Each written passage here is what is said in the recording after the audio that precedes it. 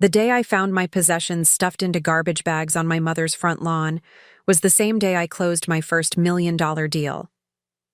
"Deadbeats don't live under my roof," she'd texted me that morning. Little did she know that while I was sleeping on her couch, I had built an empire that would change both our lives forever. Before we jump back in, tell us where you're tuning in from, and if this story touches you, make sure you're subscribed, because tomorrow I've saved something extra special for you. I never anticipated returning to my childhood home at 33, not after graduating with honors from Princeton, climbing the corporate ladder at Vanguard Investments, and purchasing my sleek downtown condo with floor-to-ceiling windows overlooking the city skyline. But life has a peculiar way of dismantling even the most meticulously constructed plans, often when we least expect it. My name is Olivia Winters. 6 months ago, I was Senior Investment Director at Vanguard, managing a portfolio worth $2.3 billion for high-net-worth clients across the Eastern Seaboard. My personal financial portfolio was diversified and robust, my professional reputation impeccable, and my future trajectory clearly mapped to partnership within 2 years. I had even begun preliminary discussions with the executive committee about launching an innovative sustainable investment division that aligned with my personal passion for environmental impact. The morning everything changed began like any other Tuesday. I arrived at the office at 6:45 a.m., reviewed overnight market movements in Asian markets, and prepared for my 8:30 client call with the Chen family, who had recently expressed interest in reallocating a significant portion of their portfolio toward emerging markets.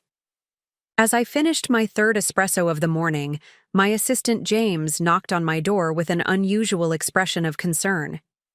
"The executive team would like to see you in the boardroom immediately," he said, his typically confident demeanor noticeably subdued.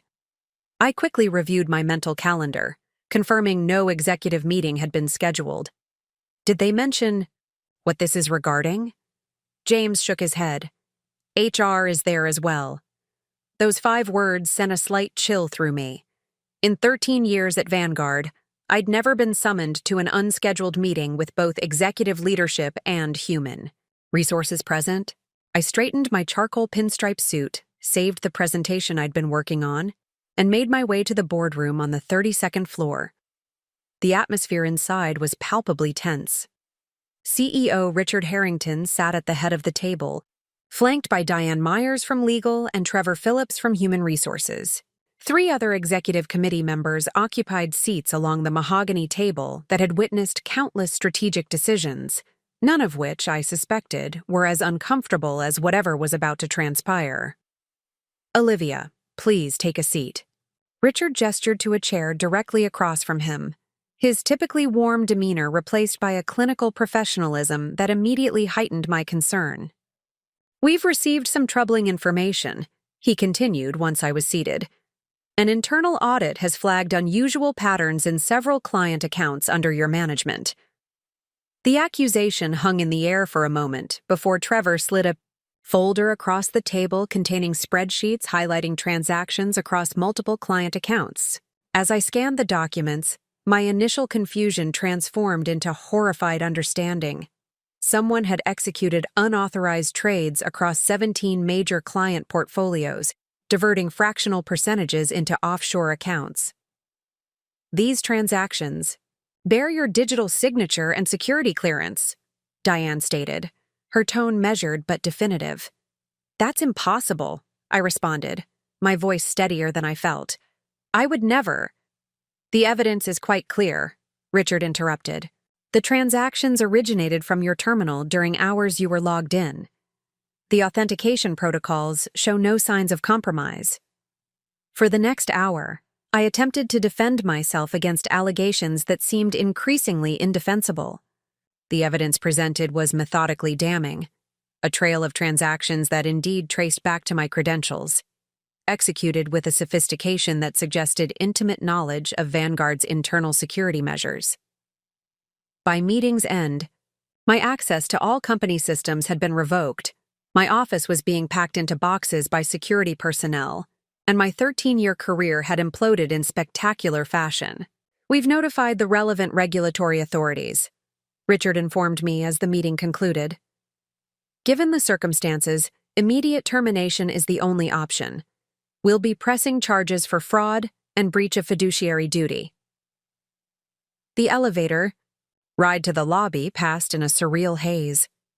Security escorted me through the marble atrium where I had confidently strode thousands of times before. Colleagues watched with expressions ranging from shock to pity to poorly concealed curiosity. By noon, I had been transformed from respected investment director to alleged financial criminal, all without understanding how or why. The subsequent weeks unfolded with relentless efficiency. My professional licenses were suspended pending investigation. Former colleagues stopped returning calls and messages. Recruitment agencies politely declined to represent me.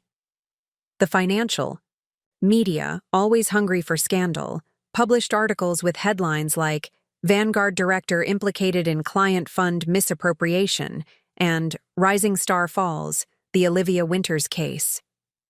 My attorney, Martin Goldstein, a former prosecutor specializing in white-collar defense, reviewed the evidence and delivered his assessment with brutal honesty in his downtown office overlooking the courthouse where I would likely stand trial. Someone has gone to extraordinary lengths to frame you, he concluded after our third meeting. The technical sophistication suggests inside knowledge of both Vanguard systems and your specific access patterns. Can we prove that? I asked. Clutching a rapidly cooling cup of coffee, Martin's expression revealed the answer before he spoke. Eventually, perhaps. Digital forensics takes time, often months. The problem is that the evidence against you is both circumstantial and compelling. Whoever did this understood exactly how to create a trail that points exclusively to you. As legal expenses mounted and my savings dwindled, financial reality imposed itself with mathematical certainty. My mortgage payment on the downtown condo became untenable without income. The legal retainer for Martin absorbed what remained of my emergency fund. Credit card companies began sending increasingly urgent notifications about missed payments. 3 months after my termination, I sold my condo at a significant loss in a desperate attempt to generate liquidity. The housing market's downturn couldn't have been more poorly timed, forcing me to accept an offer 22% below market value. After satisfying the mortgage and outstanding property taxes, the proceeds were barely sufficient to cover 4 more months of legal representation. With professional reinstatement months away at best and financial reserves rapidly depleting, I confronted the unthinkable, asking for help. My father had passed away 5 years earlier after a prolonged battle with pancreatic cancer, leaving my mother, Catherine Winters, as my only immediate family. Our relationship had always been complicated, characterized by fundamental differences in perspective, priorities, and communication styles. My mother had never understood my career choices or lifestyle. A high school English teacher for 37 years in our suburban hometown of Mapleton, she valued stability and community rootedness above all else. My decision to pursue finance rather than education had been our first significant point of contention. My subsequent move to the city, 60 miles from Mapleton, had been interpreted not as professional advancement, but as personal rejection. Our interactions over recent years had settled into a predictable pattern of holiday visits and occasional Sunday phone calls, during which she inquired about my personal life with thinly veiled disappointment that it didn't include a husband or children. She had never visited my downtown condo, describing the city as overpriced, overcrowded, and overrated whenever the possibility arose. Calling her from the empty living room of my former condo, surrounded by packed boxes and the emotional debris of my former life, ranks among the most difficult moments of that period. "Mom?" I began after our usual preliminary exchanges. "I'm in a complicated situation and could use some temporary help." "What kind of help?" Her tone carried immediate suspicion, as though anticipating an unreasonable request. Over the next 20 minutes, I provided a carefully edited summary of recent events, professional difficulties, temporary financial constraints, need for short-term housing while resolving these challenges. I deliberately omitted specifics about criminal allegations, focusing instead on a simplified narrative of corporate restructuring and unexpected job loss. Her silence after I finished speaking extended uncomfortably before she responded. "You've always been so independent, telling me how successful you were in the city. Now you're saying you have nothing?" "Not nothing," I clarified. "Just temporary challenges while I sort through some professional complications. And you want to move back home." The statement carried neither warmth nor hostility, just a flat acknowledgement of facts. Just for a few months while I get things stabilized. I'd contribute to household expenses once I secure new employment. Another lengthy pause followed before she answered. "The guest room has been converted to my crafting space. The sofa in the living room pulls out. You can use that until you get yourself situated." Relief mingled with resignation as I thanked her. The arrangement was far from ideal, but significantly preferable to the alternatives. 3 days later, I arrived at my childhood home in Mapleton, with my remaining possessions packed into my leased BMW, another expense I could no longer justify, but couldn't yet eliminate without substantial early termination penalties. The two-story Colonial on Oak Ridge Drive looked smaller than I remembered, its white clapboard exterior showing signs of deferred maintenance that my professional eye couldn't help but notice.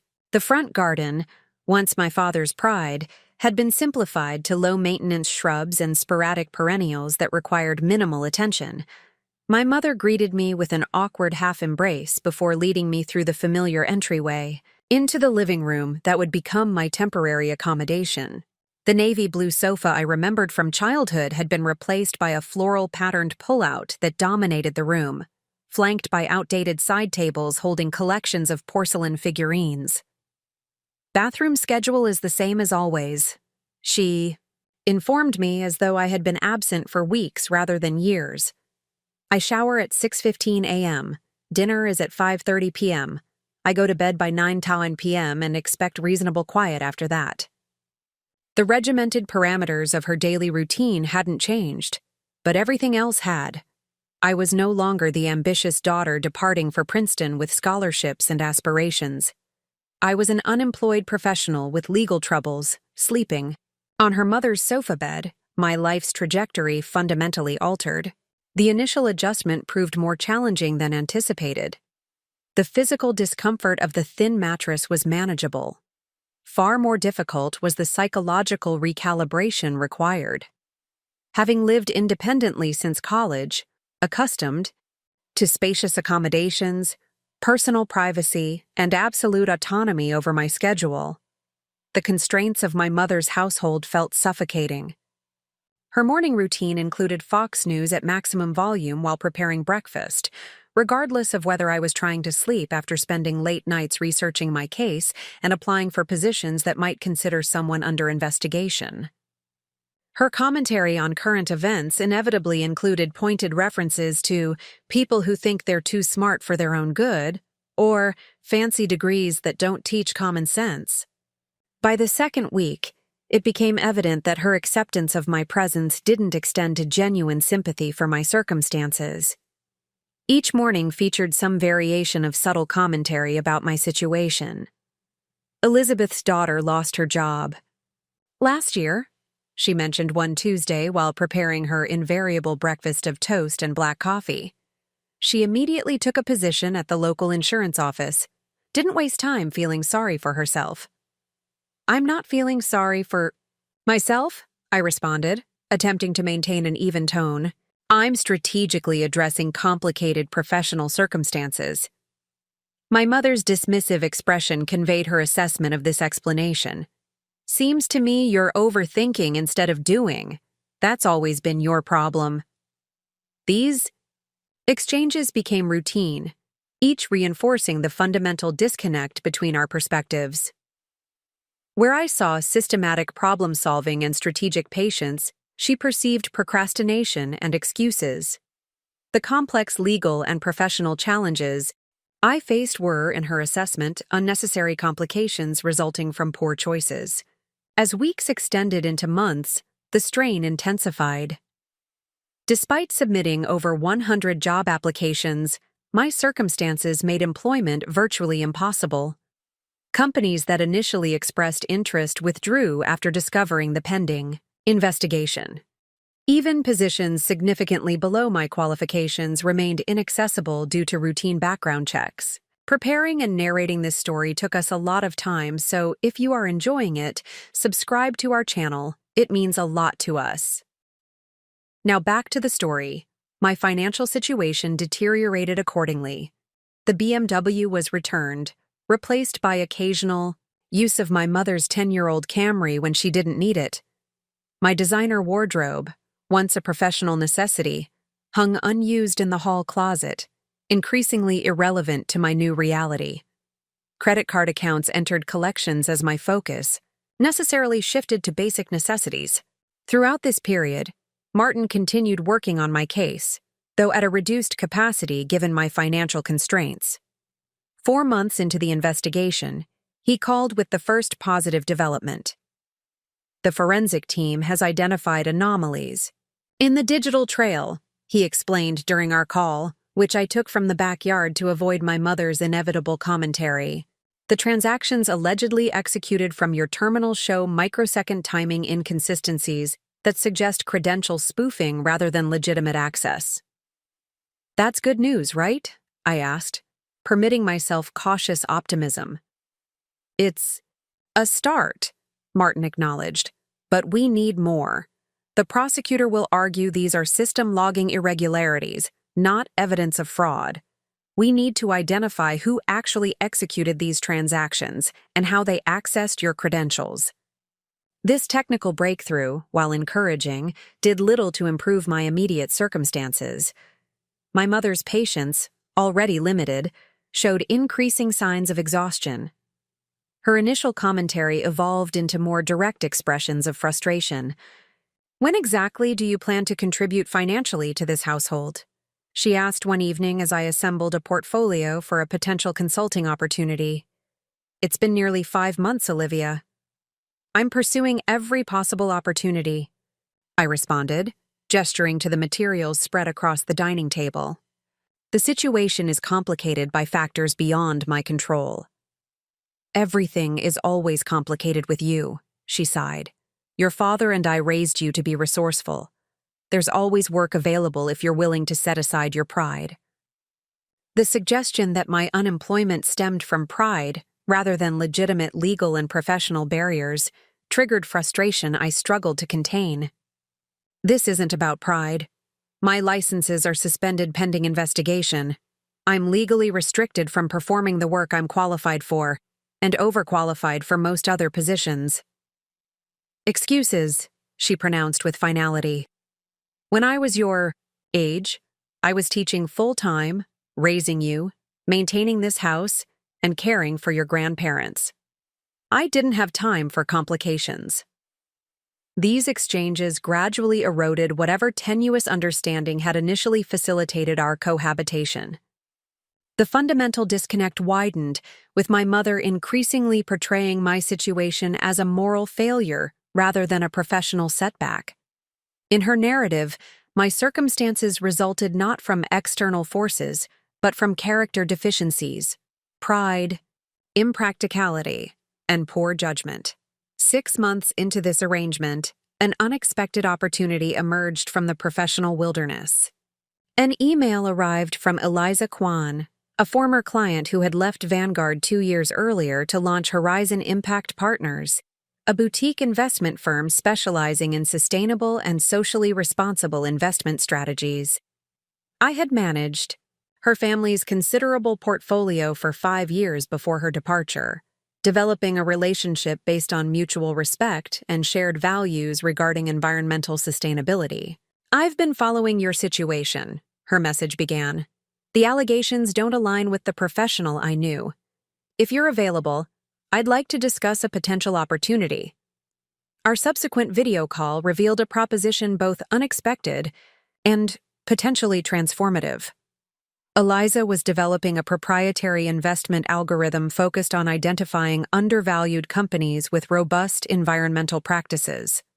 Her technical team had created the framework, but she needed someone with comprehensive investment knowledge to refine the parameters and validate the underlying assumptions. This would be consulting work, completely remote, she explained. Given your current legal situation, we'd need to structure it carefully as algorithm validation rather than investment advice, since your licenses are suspended. The compensation would be project-based rather than salary. The proposal offered exactly what I most desperately needed: legitimate income using my expertise without violating regulatory restrictions, with the additional benefit of remote work that wouldn't require explanation to my increasingly judgmental mother. There's something else, Eliza added before concluding our call. I never believed you were responsible for those transactions. My family's accounts were among those allegedly compromised, and the pattern doesn't match how you managed our investments. I've communicated this to the investigators, for whatever that's worth.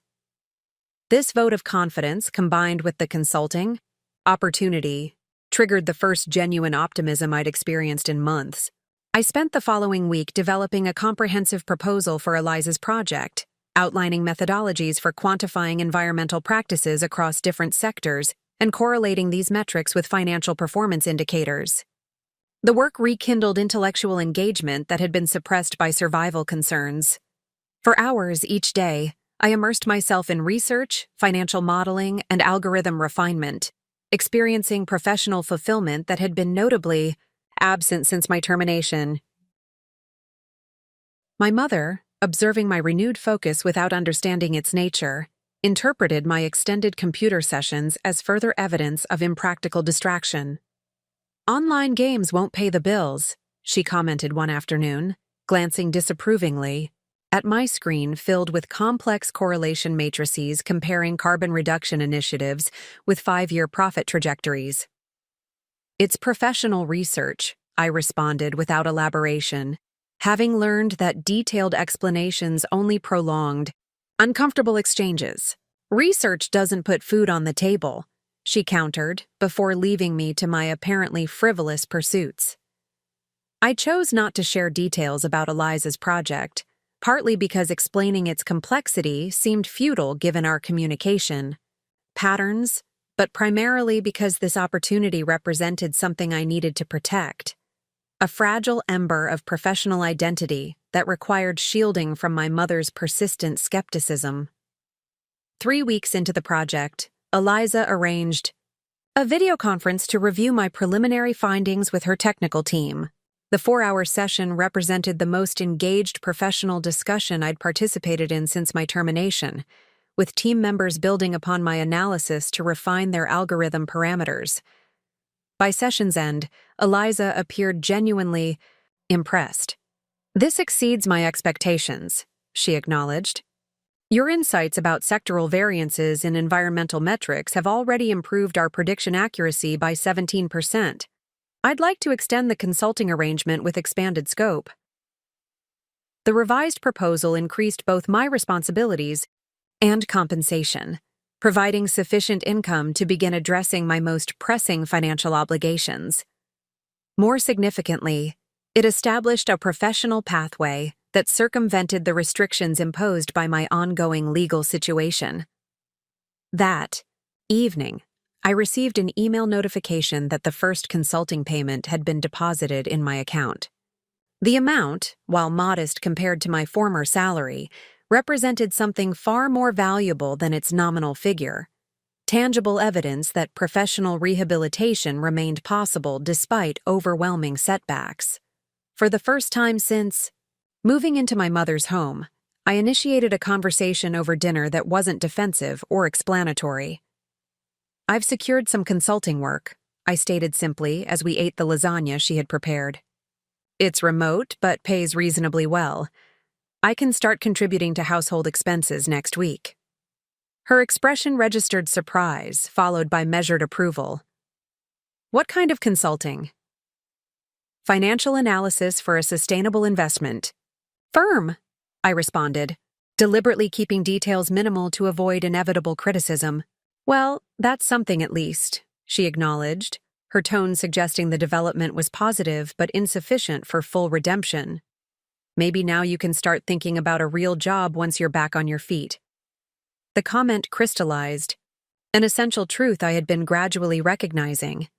My mother would never understand or validate my professional identity. In her worldview, financial analysis represented abstract complexity rather than tangible contribution. No achievement within that domain would ever translate to legitimate accomplishment in her assessment. This recognition, rather than discouraging me, provided unexpected clarity. I had been seeking validation from someone fundamentally incapable of providing it, not through malice but through irreconcilable perspective. My mother's assessment of my choices and circumstances wasn't the definitive judgment I had unconsciously treated it as, but simply one perspective constrained by her own experiences and values. With this realization came a subtle but profound shift in my approach to our cohabitation. I stopped explaining my choices or defending my circumstances, instead focusing energy on rebuilding my professional foundation through Eliza's project. Each day, I worked diligently on algorithm refinement, gradually expanding my contributions from technical validation to strategic analysis of potential investment targets. 2 months into this arrangement, Martin called with significant developments, in my case. The digital forensics team had identified the source of the fraudulent transactions. They've traced the access to internal systems at Vanguard, he explained, his typically measured tone carrying unusual animation. Specifically, to terminals accessed by the cybersecurity team during system maintenance 2 weeks before the transactions occurred. They planted backdoor access that activated later, using your credentials. Who? I asked, the question that had haunted me for months finally approaching resolution. Andrew Pearson, Martin replied, naming Vanguard's Deputy Chief of Information, Security. The same executive who initially discovered the suspicious transactions and led the internal investigation against you. The revelation triggered a complex emotional response. Vindication mingled with renewed anger at how thoroughly my reputation had been damaged by deliberate malfeasance. Further investigation revealed Pearson's motive. He had accumulated substantial gambling debts to offshore entities and needed both funds and a scapegoat to avoid exposure. The prosecutor is dropping all charges against you, Martin confirmed. Vanguard's legal team has already reached out about potential settlement discussions regarding wrongful termination and reputational damage. This legal vindication coincided with an unexpected development in my consulting work. Eliza's algorithm, refined through our collaboration, had identified a small environmental remediation company whose proprietary technology showed extraordinary promise but remained undervalued due to limited market awareness. After thorough analysis, Horizon Impact Partners made a significant investment, followed by strategic introductions that helped secure implementation contracts for the technology. When the company's quarterly results revealed 340% revenue growth due to these contracts, their stock price surged accordingly. Horizon's early position generated substantial returns, with my algorithm refinements directly contributing to the identification of this opportunity. Your insight was instrumental in this success, Eliza acknowledged during our weekly review call. I'd like to discuss a more permanent arrangement once your legal situation is fully resolved. That evening, I received an email notification of a performance bonus deposit that exceeded my previous annual salary at Vanguard. The validation, both professional and financial, arrived precisely when its impact could be most transformative. After 8 months of uncertainty, financial precarity, and professional isolation, tangible evidence of my capabilities had materialized in unmistakable form. I sat on the edge of the uncomfortable sofa bed that night, contemplating how to navigate this altered landscape. The settlement discussions with Vanguard would likely result in substantial compensation for wrongful termination and reputational damage. The consulting arrangement with Horizon offered a pathway to rebuild professional identity with colleagues who valued my expertise. Financial independence, so recently unattainable, had suddenly re-emerged as an immediate possibility rather than distant aspiration. As I considered these developments, my mother entered the living room in her customary evening routine, collecting coffee cups and straightening magazines before retiring. Her glance toward my laptop screen, displaying complex financial projections for Horizon's next potential investment target, carried the familiar mix of incomprehension and mild disapproval. "Still playing with your computer games?" she asked, the question embodying months of fundamental misunderstanding. For once, I didn't feel compelled to correct her misconception or justify my activities. Her assessment, I realized, was entirely irrelevant to the reality of what I had built and continued to build despite extraordinary obstacles. In that moment of clarity, I recognized that true independence, professional, financial, and psychological, required not just external resources, but internal liberation from the need for validation from those incapable of providing it. Little did I know that this realization would be tested the very next morning in ways that would permanently transform both our relationship and my understanding of resilience. The developments of the following day would reveal exactly how divergent our perspectives remained, and the extraordinary lengths to which I would need to go to protect what I had so painstakingly rebuilt from the ashes of catastrophic setback. After 15 minutes of methodical searching through garbage bags, I located my laptop wedged between sweaters and professional documents in the fourth container. The computer appeared undamaged despite careless handling, though several folders containing settlement documentation had been bent and creased by surrounding items. The discovery of these essential materials provided temporary relief despite the continuing indignity of searching through garbage bags for carefully organized possessions. As I extracted the laptop and documentation, I noticed my mother had departed from the doorway, leaving Jennifer as sole witness to this degrading process. My sister remained, her expression conveying complicated mix of discomfort and hesitant solidarity without direct intervention. "I'm sorry about this," she offered quietly. "I had no idea she was going to pack your things like this." The apology, while seemingly genuine, highlighted Jennifer's persistent pattern throughout our relationship: recognition of inappropriate behavior without meaningful intervention or boundary establishment with our mother. Throughout adulthood, she had consistently acknowledged unfair treatment while remaining primary beneficiary of the differential standards applied to our respective situations. "I need a functioning workspace for 3 more days," I stated practically, focusing on immediate logistics rather than emotional implications. The sofa transitioning to Jennifer's space immediately creates significant professional complications during critical transition period. Jennifer nodded with apparent understanding. "You can use Mom's crafting table in the guest room tonight if that helps. She's watching her shows now and probably won't notice." The suggestion, while well-intentioned, highlighted the dysfunctional dynamics that had shaped our family relationships throughout adulthood. Even minimal professional accommodation required circumventing our mother's authority, rather than expecting reasonable consideration of legitimate needs. Temporary use of space in a household where I had resided for 8 months now required secret permission from my sister rather than rightful access.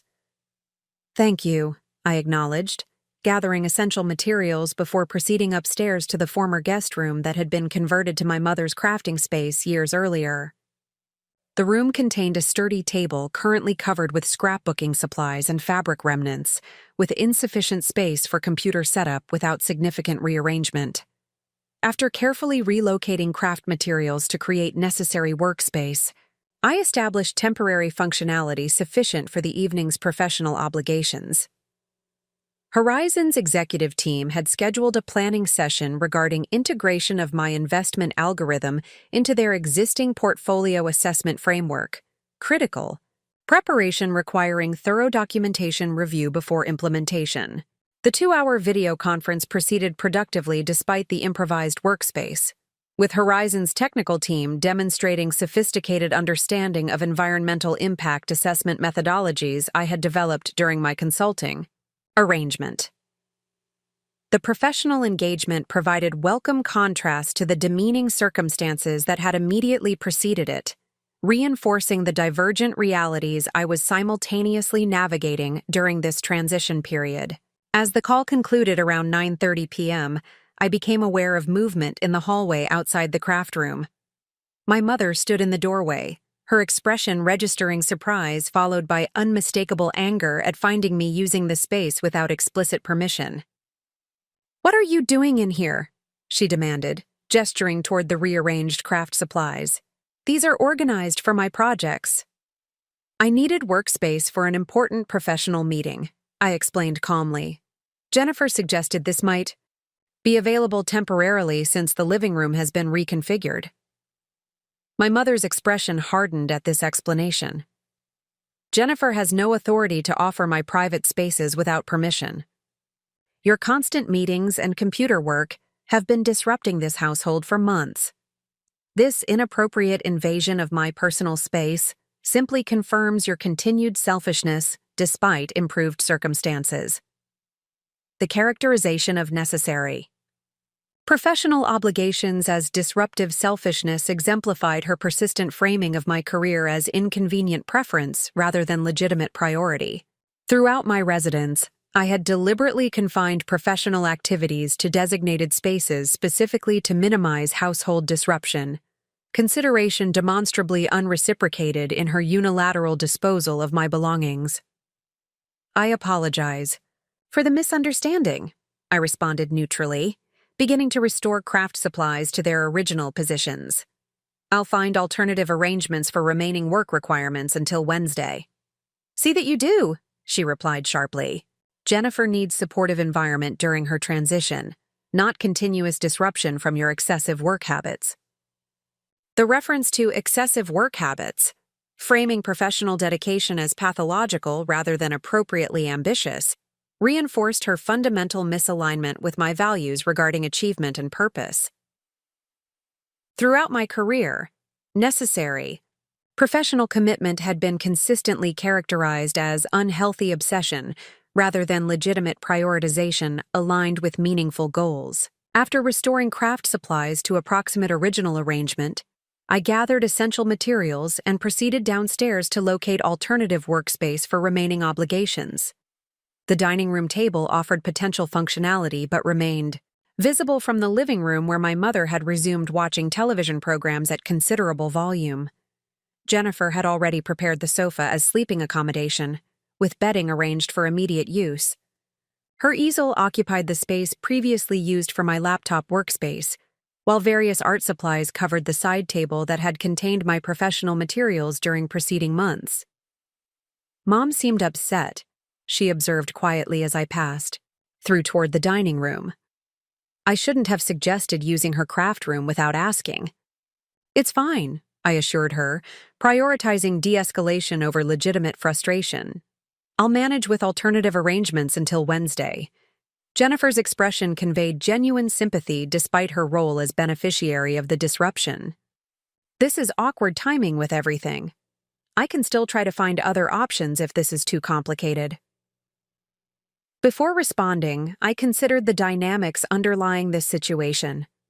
Jennifer's pattern throughout adulthood had consistently involved initial expressions of consideration, followed by ultimate acceptance of advantages created through unequal treatment. Her genuine discomfort with obvious inequity rarely translated to meaningful boundary establishment or declined benefits resulting from differential standards.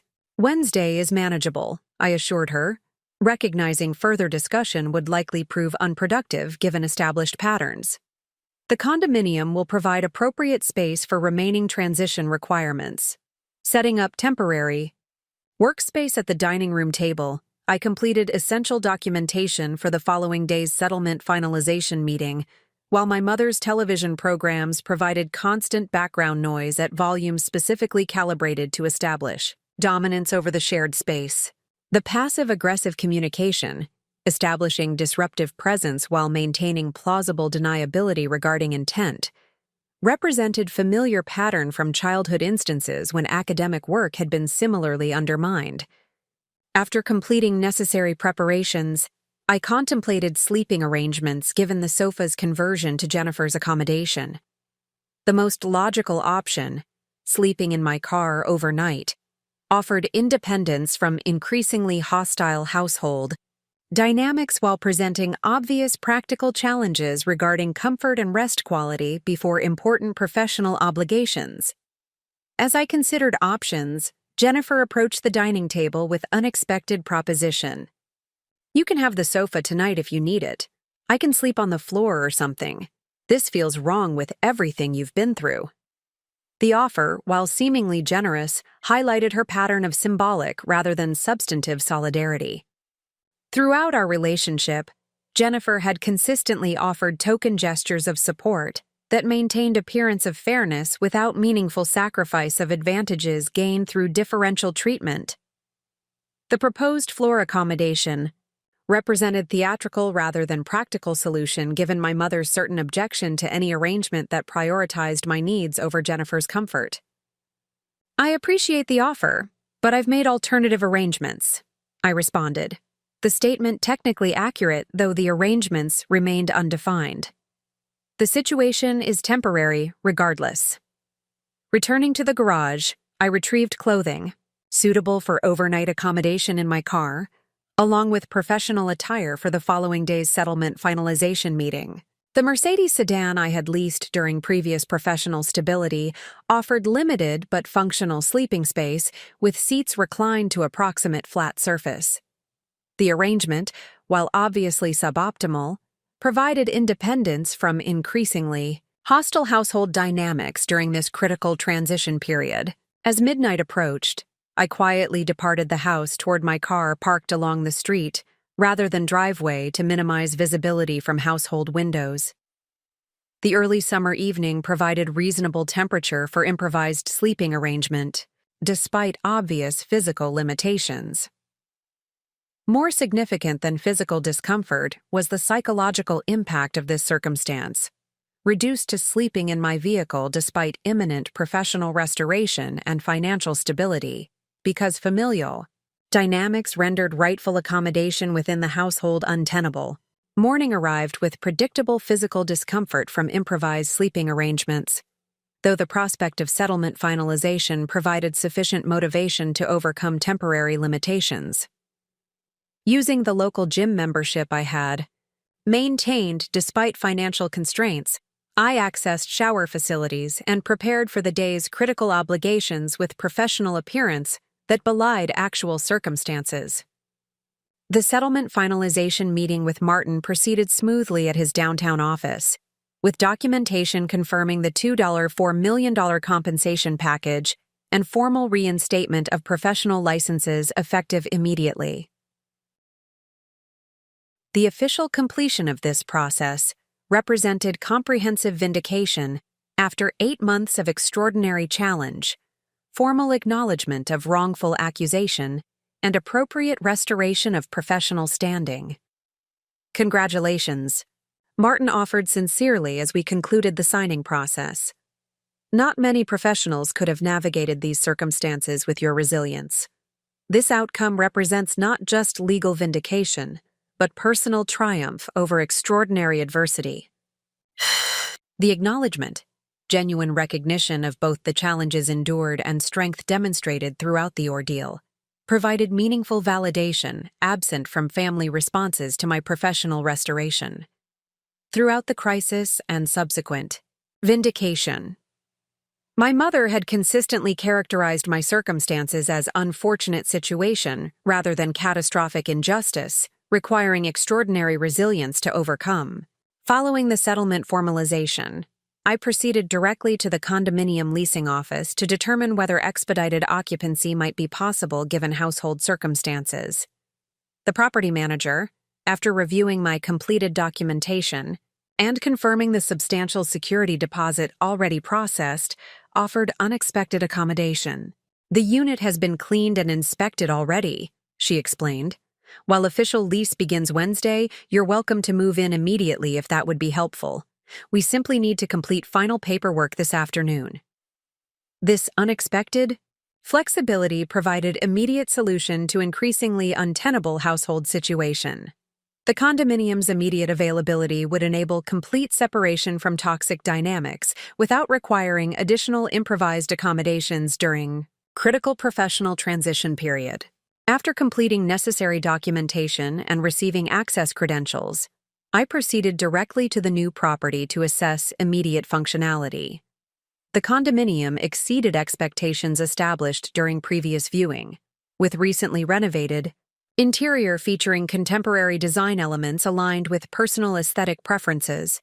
Floor-to-ceiling windows provided abundant natural light throughout the open-concept living area, while the second bedroom offered perfect configuration for home office space required during transition to Horizon's offices.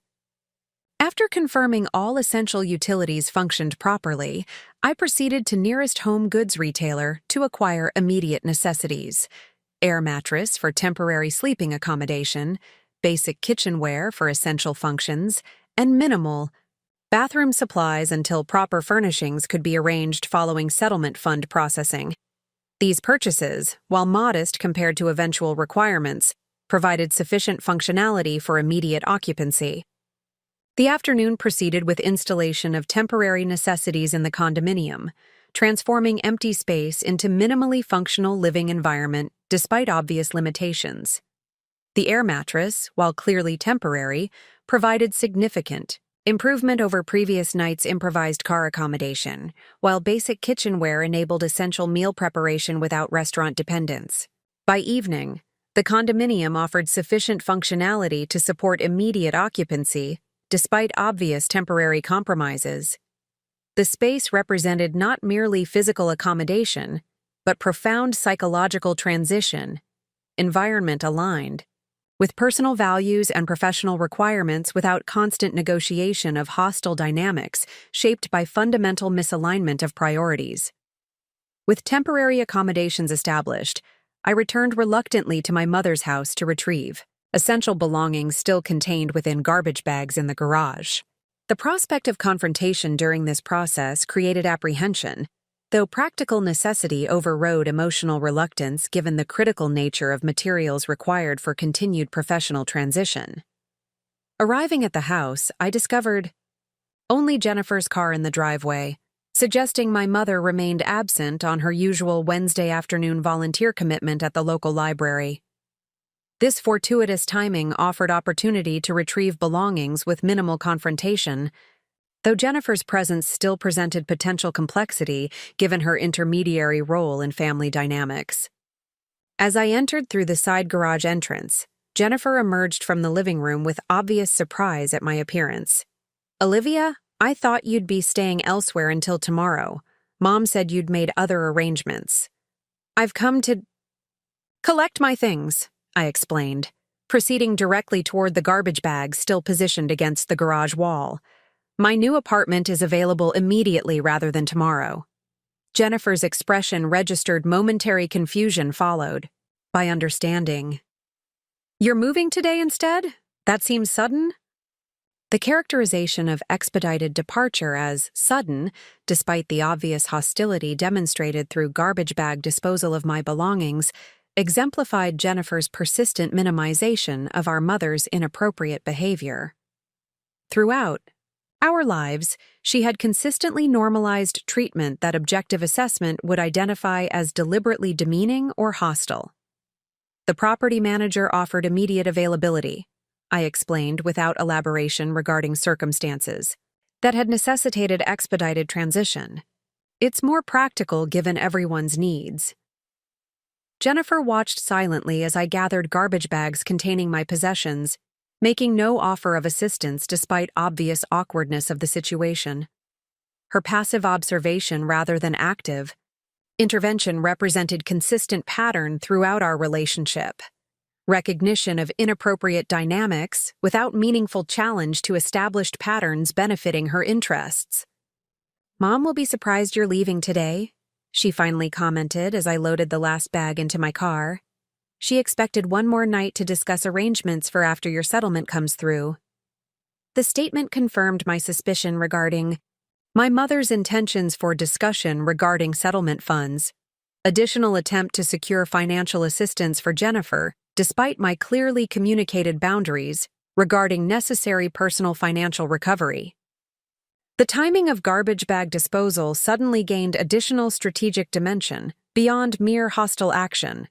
Deliberate attempt to create vulnerable circumstances immediately preceding financial discussion. The funds require processing time. Regardless, I responded neutrally. We can discuss any necessary matters by phone once I'm settled. Jennifer's expression suggested disappointment with this arrangement, though whether regarding missed opportunity for financial discussion or genuine regret regarding circumstances remained unclear. Throughout our adult relationship, distinguishing her authentic perspective from adopted alignment with our mother's position had proven consistently challenging, given her adaptive communication patterns. I should let Mom know you've come for your things, she suggested, reaching for her phone. She might want to talk before you leave. That's unnecessary, I countered firmly. Please tell her I've transitioned to my new apartment effective immediately. I'll contact her once I'm properly settled. Without waiting for response, I completed loading my car with the garbage bags containing my professional materials and personal belongings. The unceremonious departure, retrieving possessions deliberately disposed in trash containers without proper farewell, represented fitting conclusion to residents characterized by persistent diminishment despite extraordinary circumstances.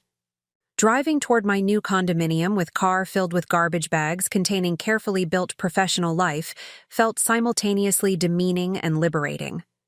The physical manifestation of disrespect toward possessions that represented extraordinary professional accomplishment contrasted sharply with imminent restoration of career that had withstood catastrophic challenge through deliberate resilience and strategic rebuilding.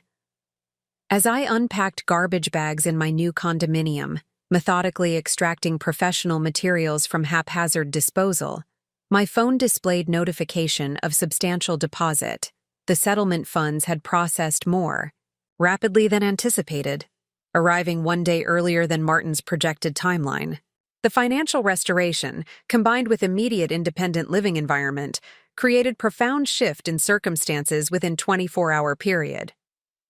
That evening, I sat on temporary air mattress, surrounded by possessions gradually extracted from garbage bags and restored to appropriate organization. The condominium, despite minimal furnishings and obvious transitional state, represented environment aligned with personal values without constant undermining from misaligned perspectives. For the first time in 8 months, I occupied space that supported rather than hindered professional identity and personal autonomy. The contrast between objective circumstances and family perception created momentary cognitive dissonance before crystallizing essential truth underlying recent experiences. Despite my mother's persistent characterization of my choices as impractical complexity rather than strategic development, those choices had created foundation for extraordinary resilience during catastrophic challenge.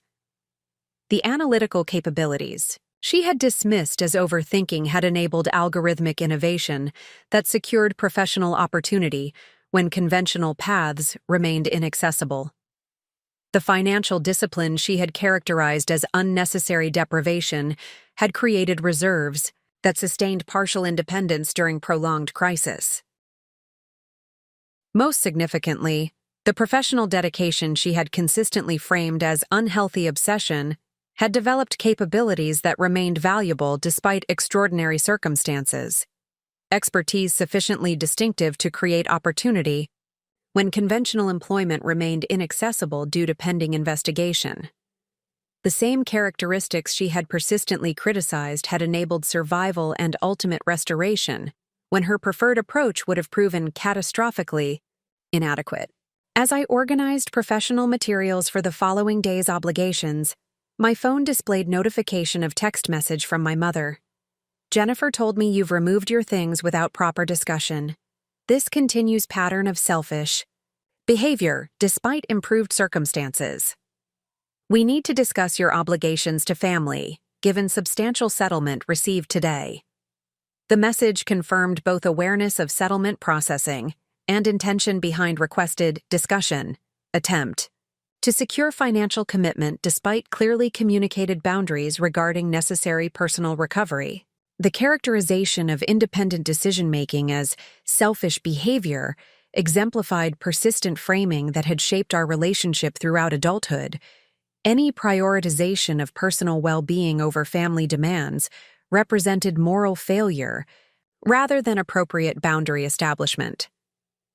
Rather than engaging with this mischaracterization, I composed measured response focused on practical logistics rather than emotional dynamics.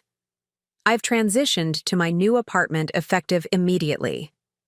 The settlement addresses damage already incurred rather than providing excess resources. I need to focus on rebuilding financial stability before considering additional obligations. I'll contact you once properly settled in my new position. After sending this response, I silenced notifications and returned focus to organizing materials for the following day's obligations. Horizon's onboarding process required thorough review of strategic documentation before official commencement the following week, while settlement implementation necessitated careful financial planning to address accumulated obligations from 8 months of professional crisis. The immediate tasks, establishing functional workspace within new environment, preparing for imminent professional responsibilities, implementing strategic financial recovery, represented pragmatic focus that had enabled survival throughout. Extraordinary challenge.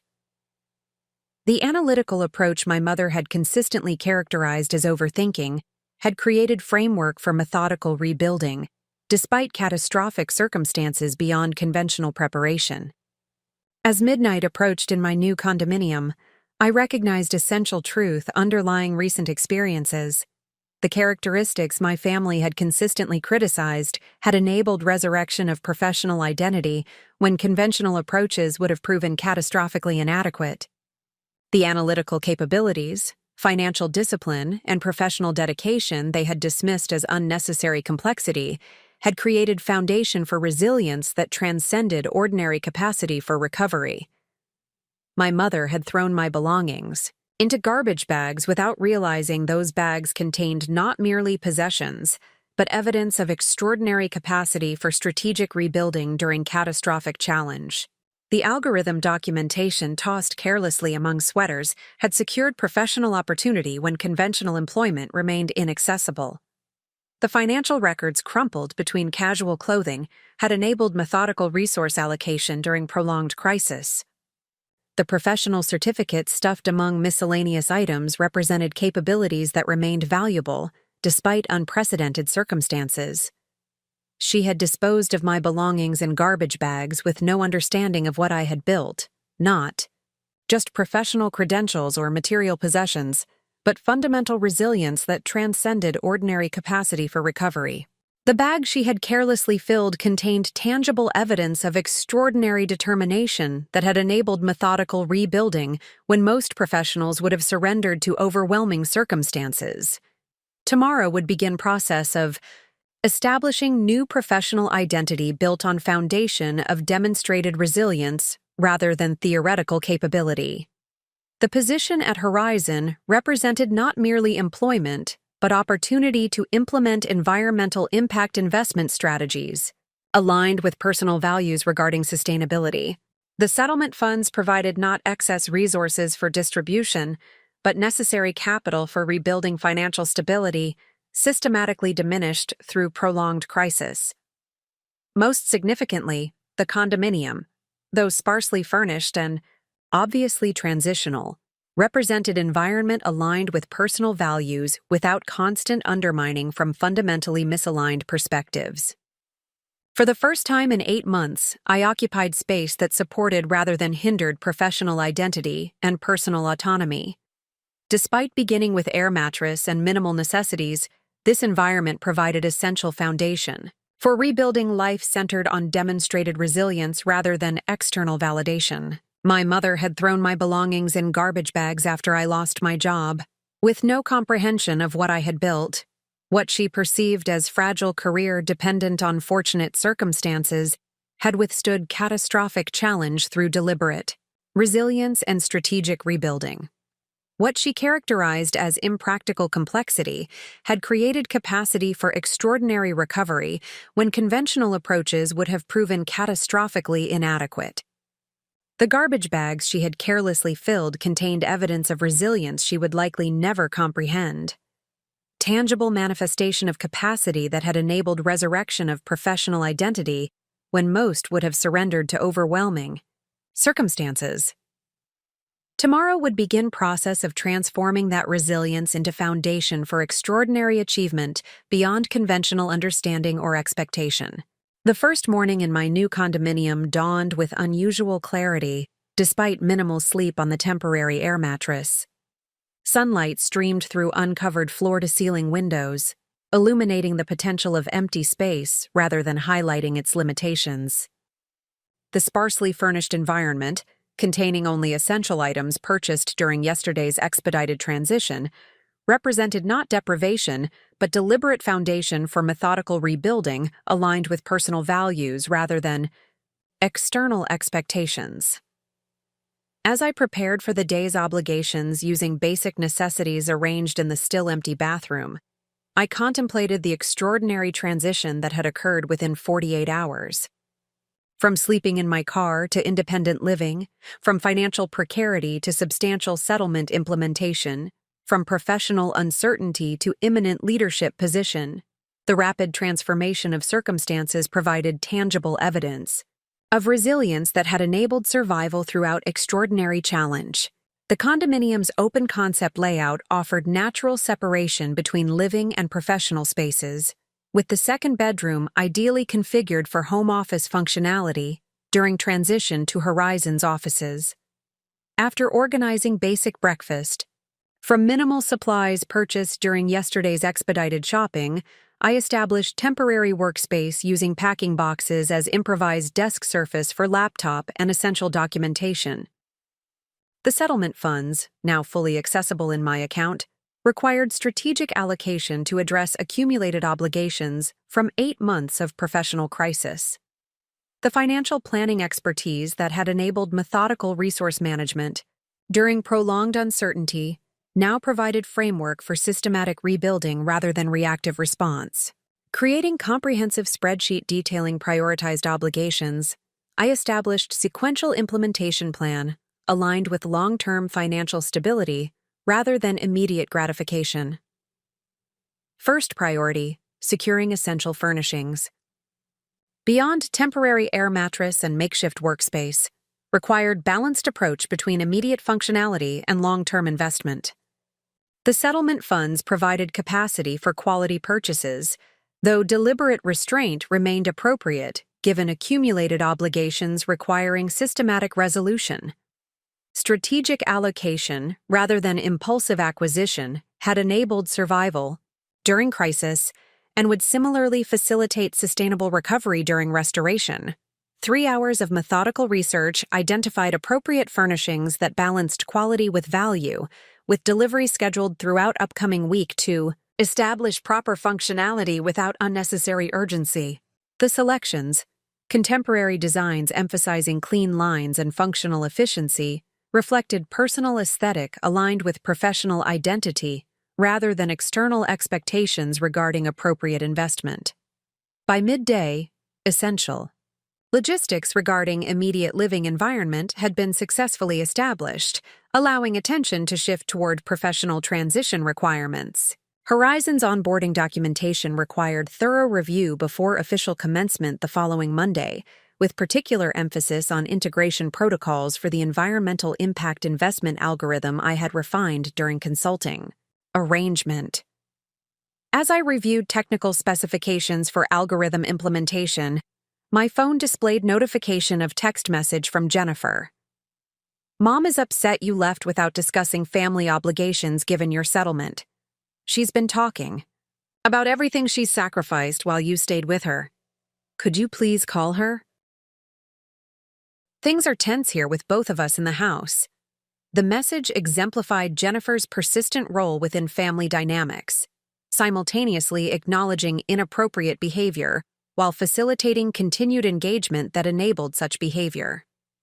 Throughout our lives, she had consistently served as intermediary, attempting to moderate conflicts created through our mother's unreasonable expectations without establishing meaningful boundaries regarding those expectations. Rather than engaging with this manipulative framing, I composed measured response focused on practical boundaries rather than emotional dynamics. I need to focus on reestablishing professional and financial stability before considering additional obligations. I'll reach out once properly settled in my new position. I hope your transition to the living room space proves comfortable. This response, establishing clear boundaries without unnecessary elaboration, represented deliberate shift from previous communication patterns that had consistently prioritized family harmony over personal well-being. Throughout adulthood, I had maintained extensive patience with unreasonable expectations, despite fundamental misalignment with personal values regarding appropriate reciprocity and boundaries. After sending this response, I returned attention to professional preparation rather than family dynamics, recognizing that successful transition to Horizon's leadership position required focused commitment rather than emotional distraction. The algorithm implementation would establish foundation for environmental impact investment division aligned with both professional expertise and personal values regarding sustainability, opportunity for meaningful contribution beyond individual advancement. The afternoon proceeded with methodical organization of technical documentation, development of preliminary implementation timeline, and strategic planning for team integration upon official commencement next week. The focused productivity, uninterrupted by household tensions or passive-aggressive disruptions, represented welcome contrast to previous working conditions that had required constant navigation of hostile dynamics despite professional crisis. By evening, sufficient progress had been achieved to justify exploration of the condominium building's amenities. Features initially considered secondary during property selection focused primarily on location and immediate availability. The rooftop terrace offered unexpected sophistication with comfortable seating areas, landscaped planters, and panoramic views of the city skyline illuminated against darkening sky. As I surveyed this shared space currently unoccupied by other residents, my phone displayed notification of incoming call from my mother. After brief contemplation regarding potential benefits versus likely negative outcomes from such communication, I declined the call and returned to appreciating immediate surroundings rather than engaging with dynamics that would inevitably undermine recent progress toward establishing appropriate boundaries. Within minutes, voicemail notification appeared, followed shortly by text message. Olivia, your continued avoidance demonstrates selfishness despite improved circumstances. Family supported you during difficulty and deserves consideration now that you've received substantial settlement. Jennifer's situation requires immediate assistance that you're clearly able to provide. Call immediately to discuss your obligations. The message exemplified our mother's persistent characterization of boundary establishment as moral failure rather than appropriate self-preservation. Throughout my life, any prioritization of personal well-being over family demands had been framed as selfish behavior rather than necessary balance, creating pattern of obligation disconnected from reciprocity or reasonable expectation. Most striking was the deliberate mischaracterization of support provided during my professional crisis.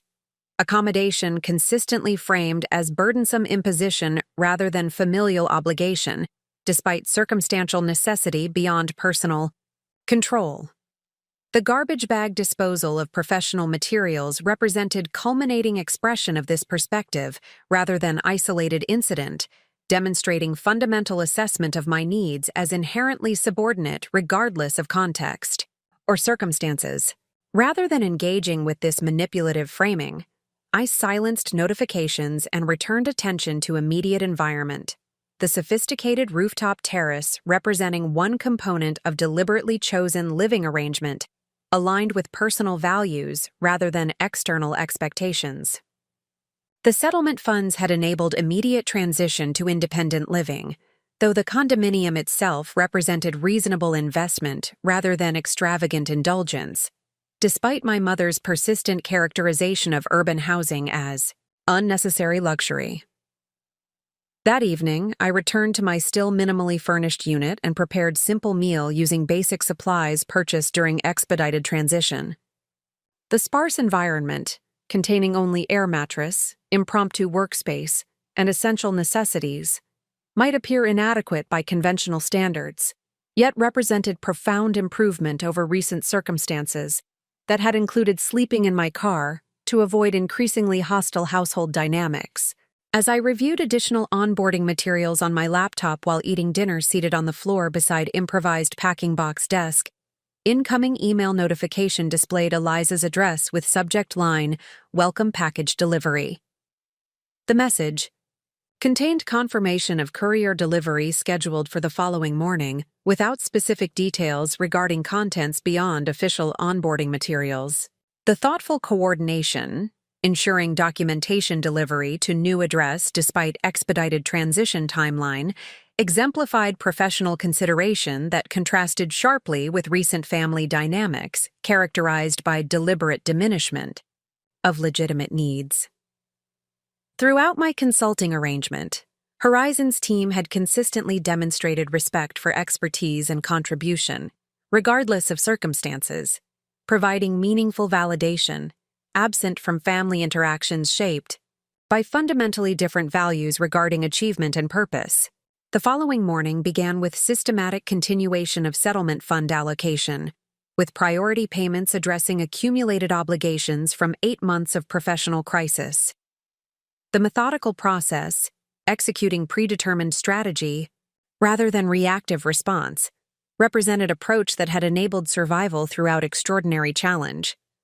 The analytical capabilities my mother had consistently characterized as overthinking had created framework for resilience when conventional approaches would have proven catastrophically inadequate. By mid-morning, substantial progress had been achieved regarding financial obligations when doorbell announced courier delivery mentioned in Eliza's email. Upon opening the door, I discovered not merely document envelope, but substantial package requiring wheeled cart for transportation, dimensions suggesting contents well beyond standard onboarding materials. Once delivered into my sparsely furnished living room, the package revealed elegant presentation box bearing Horizon's logo. Inside, nested within protective materials, stood sophisticated Dell XPS workstation, dual professional-grade monitors, ergonomic chair, and comprehensive peripherals creating complete professional workspace. Accompanying note from Eliza explained, "Olivia, we understand your transition involves multiple logistics simultaneously. This workstation contains all necessary configurations for algorithm implementation and team integration beginning Monday. The equipment is company-issued, but we expedited delivery to support immediate functionality in your new space. Looking forward to your official commencement. Eliza." The thoughtful provision, anticipating practical challenges of simultaneous, professional and personal transition, demonstrated fundamental respect absent from recent family interactions. Without requiring explanation regarding expedited relocation circumstances, Horizon had proactively addressed practical needs that would facilitate successful integration despite potentially challenging transition logistics. The workstation's specifications exceeded standard corporate provision, with processing capacity specifically calibrated for complex algorithmic modeling required for environmental impact assessment methodologies. The dual monitors featured precision, color calibration essential for data visualization components, while the ergonomic chair provided appropriate support for extended analytical sessions. As I began assembling this unexpected professional workspace within my minimally furnished living environment, doorbell announced additional delivery. This time, furniture purchases scheduled throughout coming week had been expedited without my request. The delivery team arrived with bed frame, mattress, dining table, and office desk scheduled for staggered arrival over several days, explaining the vendor had consolidated shipments for efficiency after noticing multiple orders to same address. This fortuitous timing, providing essential furnishings simultaneous with professional equipment, transformed the condominium from temporary accommodation to functional living environment within single morning. By early afternoon, proper bed had replaced air mattress, dining table had eliminated floor seating, and professional-grade workstation occupied proper desk rather than packing box improvisation. The rapid transformation, from garbage bag disposal to sophisticated functionality within 48 hours, created momentary cognitive dissonance before crystallizing essential truth underlying recent experiences. The resilience developed through methodical response to catastrophic professional challenge had created capacity for extraordinary rebuilding when opportunity finally emerged from prolonged crisis. That afternoon, another unexpected delivery arrived. This time, grocery service bringing comprehensive food supplies beyond basic necessities purchased during expedited transition. The accompanying note revealed Eliza had arranged this additional consideration. Proper nutrition supports. Cognitive performance. Consider this practical onboarding provision rather than personal gesture. Your schedule this weekend likely precludes grocery shopping given implementation preparation requirements. Eliza. The thoughtful provision, addressing practical need, without requiring explicit acknowledgement of challenging circumstances, demonstrated professional consideration that respected dignity rather than emphasizing limitation. Throughout my consulting arrangement, Horizon's team had consistently recognized contribution without qualification regarding circumstances, providing validation based on demonstrated capability rather than external factors beyond personal control. By evening, my living environment had transformed from emergency accommodation to sophisticated functionality within single day. Proper furnishings, professional workspace, and comprehensive necessities establishing foundation for effective performance despite recent disruption. The rapid reconstruction, enabled by settlement funds and professional consideration, represented tangible manifestation of resilience that had sustained throughout extraordinary challenge. As I prepared proper meal using delivered groceries at actual dining table rather than makeshift arrangement, my phone displayed notification of another text message from Jennifer. Mom's really upset you're ignoring her calls. She's talking about having supported you financially for months without compensation and deserving help with my situation, now that you have settlement money. Could you please just talk to her briefly? Things are getting uncomfortable here. The message highlighted Jennifer's continued facilitation of inappropriate expectations, despite nominal acknowledgement of their unreasonable nature. Throughout our relationship, she had consistently attempted moderation of conflicts created through our mother's demands, without establishing meaningful boundaries regarding the legitimacy of those demands. The claim regarding financial support during my residence represented deliberate mischaracterization of actual arrangements. Throughout 8 months of professional crisis, I had consistently contributed household expenses proportional to limited resources available, including grocery provision, utility payments, and maintenance costs, despite severe financial constraints.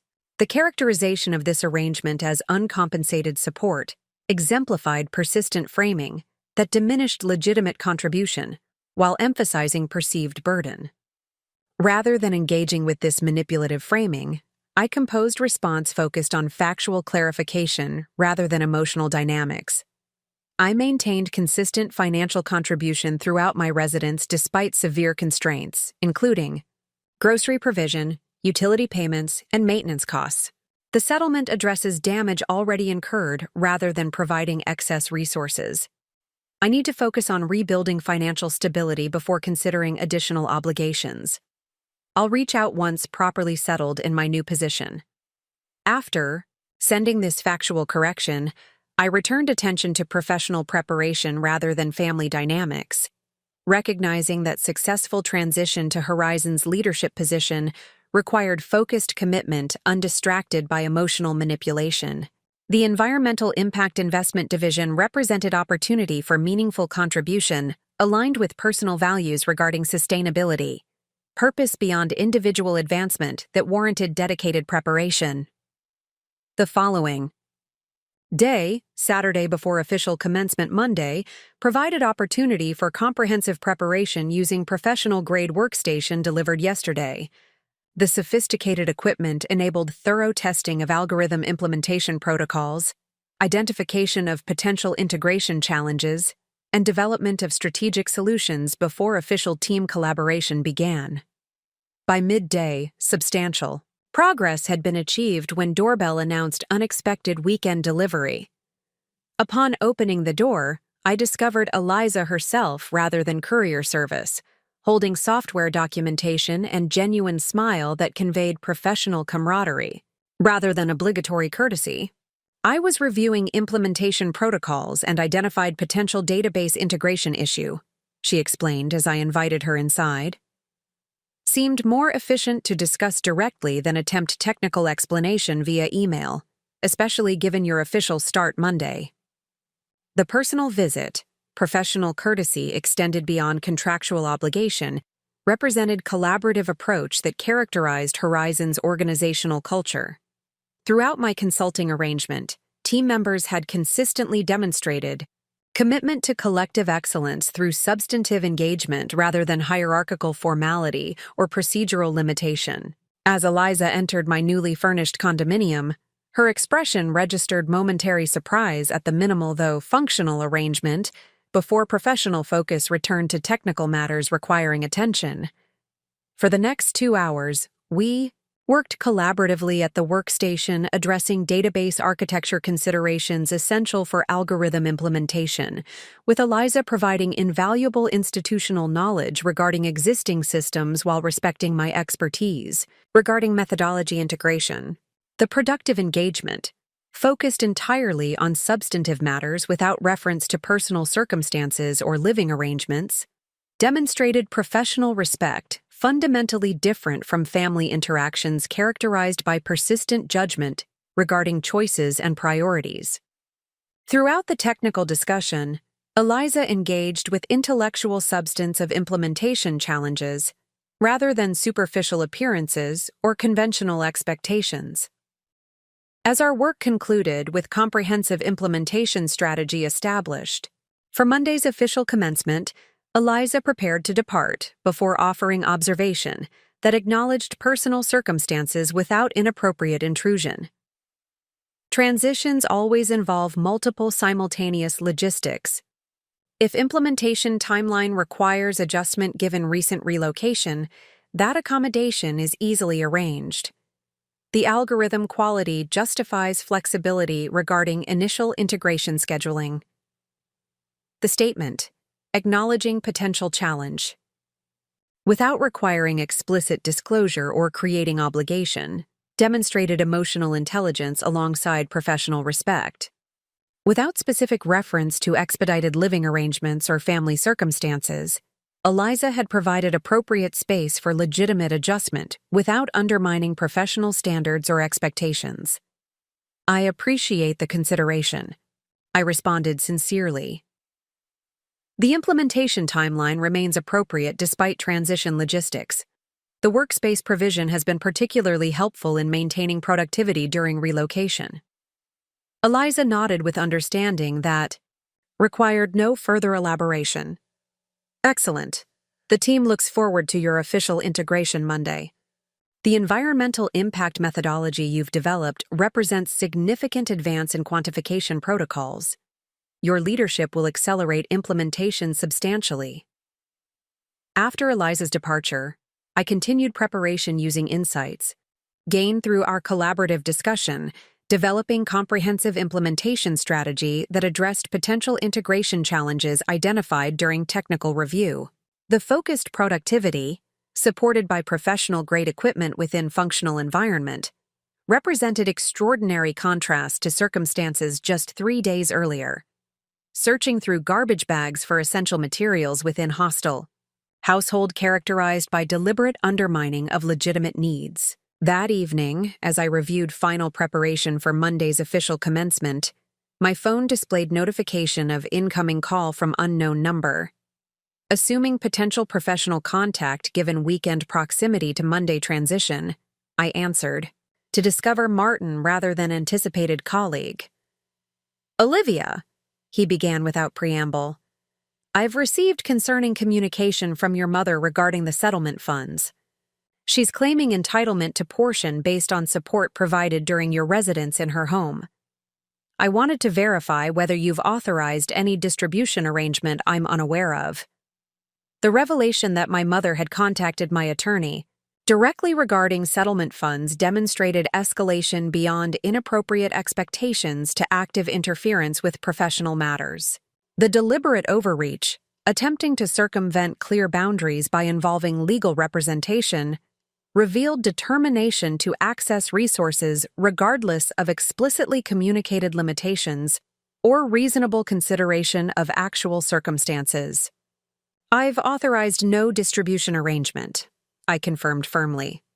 "The settlement addresses damage already incurred rather than providing excess resources. I maintained consistent financial contribution throughout residence despite severe constraints." Martin's tone conveyed professional concern alongside personal sympathy. I assumed as much but needed confirmation before responding appropriately. Her communication included assertions regarding financial support that seemed inconsistent with circumstances you've described throughout our representation. "The characterization is deliberately misleading," I acknowledged. "Throughout 8 months of professional crisis, I maintained household contribution proportional to limited resources available, including grocery provision, utility payments, and maintenance costs despite severe financial constraints." "Understood," Martin affirmed. "I'll respond with appropriate clarification regarding settlement purpose and distribution limitations. The funds represent compensation for demonstrable professional damage rather than discretionary resources available for family distribution." After concluding this conversation, I contemplated implications of my mother's extraordinary overreach. Contacting my attorney directly regarding financial matters explicitly established as personal rather than familial. The deliberate escalation demonstrated determination beyond normal boundary testing, suggesting potential for additional interference requiring proactive rather than reactive response. This concern proved justified when email notification displayed, "Message from Horizon's Human Resources Department with subject line, Employment Verification Request." The message contained professional inquiry regarding recent contact from individual claiming family relationship, who had requested confirmation of compensation package details for financial planning purposes. The deliberate attempt to access professional information through unauthorized channels represented significant boundary violation beyond normal familial overreach. The calculated effort to circumvent explicitly communicated limitations through professional interference demonstrated determination that transcended inappropriate expectations to active undermining of independence recently established through extraordinary resilience during prolonged crisis. After confirming no authorization had been provided for information release, I composed email to Eliza explaining situation without unnecessary personal details. I should make you aware of potential unauthorized information requests regarding my employment arrangements. A family member experiencing financial challenges has demonstrated determination to access details despite clear boundaries. No information should be provided regardless of claimed relationship or stated purpose. I apologize for any inconvenience this may cause during transition. Eliza's response arrived within minutes despite weekend timing. Information security remains fundamental regardless of circumstances. Human Resources has been instructed to direct any inquiries to legal department with clear protocols regarding authorization requirements. This creates no inconvenience whatsoever and requires no apology. We look forward to your official commencement Monday without reservation. The professional response, addressing legitimate concern without unnecessary personal inquiry, demonstrated respect for boundaries that contrasted sharply with family dynamics, characterized by persistent violation of reasonable limitations. Throughout my consulting arrangement, Horizon's team had consistently recognized appropriate separation between professional contribution and personal circumstances, providing validation based on demonstrated capability rather than external factors. beyond individual control. That evening, as I completed final preparation for Monday's official commencement, comprehensive understanding of recent events crystallized with unexpected clarity. The garbage bag disposal of professional materials had represented not isolated incident of frustration, but fundamental expression of assessment regarding the value of career, built through deliberate development despite persistent diminishment. My mother had thrown my belongings in trash bags after I lost my job, with no comprehension of what I had built. Not merely professional credentials or material possessions, but fundamental resilience that had enabled extraordinary recovery when conventional capacity would have proven catastrophically inadequate. The analytical capabilities she had consistently characterized as overthinking had created framework for systematic rebuilding during unprecedented challenge. The financial discipline she had dismissed as unnecessary restriction had established foundation for resource management that sustained through prolonged crisis. Most significantly, the professional dedication she had persistently framed as unhealthy obsession had developed expertise sufficiently distinctive to create opportunity when conventional employment remained inaccessible due to circumstances beyond personal control. The same characteristics she had consistently criticized had enabled survival and ultimate restoration, when her preferred approach would have proven fundamentally inadequate given extraordinary challenges encountered. As I surveyed my condominium, transformed from emergency accommodation to sophisticated functionality within 72 hours, tangible evidence of this resilience surrounded me in material form. The professional-grade workstation represented not merely equipment, but validation of expertise that had retained value despite catastrophic circumstances. The proper furnishings, though recently acquired, demonstrated capacity for methodical rebuilding when opportunity finally emerged from prolonged crisis. Most significantly, the environmental impact investment methodology documentation displayed on sophisticated monitors represented intellectual property developed through deliberate application of analytical capabilities consistently dismissed as unnecessary complexity throughout my life. The algorithm that had secured professional opportunity during extraordinary circumstances embodied approach to challenge characterized by systematic response rather than reactive surrender. Precise application of capabilities developed despite rather than because of family influence. Monday morning arrived with unusual clarity despite complex emotions generated through weekend revelations regarding family boundary violations. Professional preparation completed and appropriate responses implemented, I prepared for official commencement at Horizon's offices with confidence grounded in demonstrated resilience rather than theoretical capability. The sophisticated office building housing Horizon's headquarters represented physical manifestation of the firm's innovative approach to environmental impact investment. Contemporary architecture incorporating sustainable design elements throughout public and private spaces. The reception area featured living wall installation alongside digital visualization of current portfolio performance metrics, creating immediate impression of values alignment between quantitative analysis and environmental commitment. Eliza greeted me personally rather than delegating to administrative staff, escorting me through security protocols with collegial conversation focused entirely on implementation strategies rather than personal circumstances or weekend communications regarding unauthorized information requests. The professional focus, engaging with substantive matters rather than peripheral concerns, demonstrated respect that contrasted sharply with recent family interactions, characterized by persistent judgment regarding choices and priorities. The morning proceeded with seamless integration into leadership team through introductory meetings, system access implementation, and strategic planning sessions regarding environmental impact division development. Throughout these interactions, colleagues engaged with intellectual substance of methodology rather than circumstances surrounding its development, providing validation based on demonstrable value rather than contextual considerations. By midday, preliminary implementation of algorithm integration had begun with technical team, creating foundation for the environmental impact assessment protocols that would distinguish Horizon's approach within competitive landscape.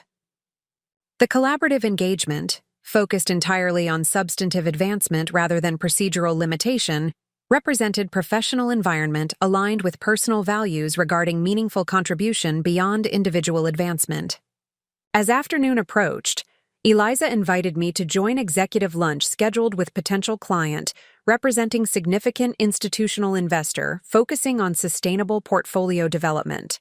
The inclusion, positioning me as strategic leadership rather than technical implementation, demonstrated confidence beyond formal title or tenure considerations, recognizing expertise as valuable contribution regardless of organizational duration or conventional hierarchy. Throughout the client meeting, Eliza deliberately highlighted my environmental impact methodology as competitive distinction, warranting serious consideration despite numerous alternative investment opportunities.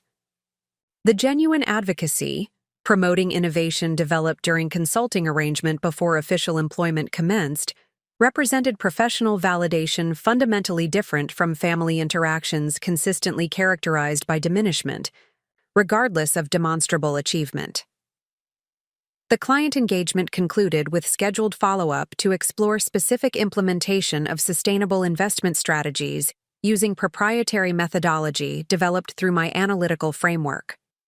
The potential partnership, representing substantial portfolio investment focused on environmental impact, created opportunity for meaningful influence beyond financial performance metrics, aligning professional contribution with personal values regarding sustainability and responsibility. As workday concluded with comprehensive integration substantially completed despite first-day status, Eliza invited me to brief debrief session regarding initial impressions and implementation priorities. The collaborative approach, seeking input rather than delivering instruction, demonstrated respect for expertise that contrasted sharply with recent family dynamics, characterized by persistent invalidation of demonstrated capability. The team integration has proceeded more efficiently than anticipated, Eliza observed as we reviewed implementation progress. Your preparation despite transition logistics has accelerated timeline significantly. The methodology documentation demonstrates exceptional thoroughness, unusual for innovation developed under consulting circumstances. The acknowledgement, recognizing quality despite potentially challenging development conditions, provided validation based on demonstrable results rather than contextual considerations. Throughout my consulting arrangement, Horizon's team had consistently evaluated contribution according to substantive value rather than circumstance limitation, creating professional environment that rewarded capability regardless of conventional parameters. As I prepared to depart following this productive first day, Eliza offered observation that acknowledged recent challenges without inappropriate intrusion or unnecessary elaboration. Significant transitions often reveal fundamental truths regarding both professional capabilities and personal resilience. Your navigation of recent circumstances demonstrates exceptional capacity in both dimensions. Horizon values that resilience alongside technical expertise, recognizing their interconnected contribution to meaningful impact. The statement, acknowledging personal challenge without requiring explicit disclosure, demonstrated emotional intelligence alongside professional respect. Without specific reference to family dynamics or living circumstances, Eliza had recognized the extraordinary resilience that had enabled professional restoration despite unprecedented obstacles. Returning to my condominium that evening, I surveyed living space transformed from emergency accommodation to sophisticated functionality within 72 hours. The rapid reconstruction, enabled by settlement funds and professional opportunity, represented tangible manifestation of resilience developed through methodical response to catastrophic challenge rather than surrender to overwhelming circumstances. My mother had thrown my belongings in garbage bags after I lost my job, with no comprehension regarding what I had built. What she perceived as disposable represented foundation for extraordinary recovery, beyond conventional capacity or expectation.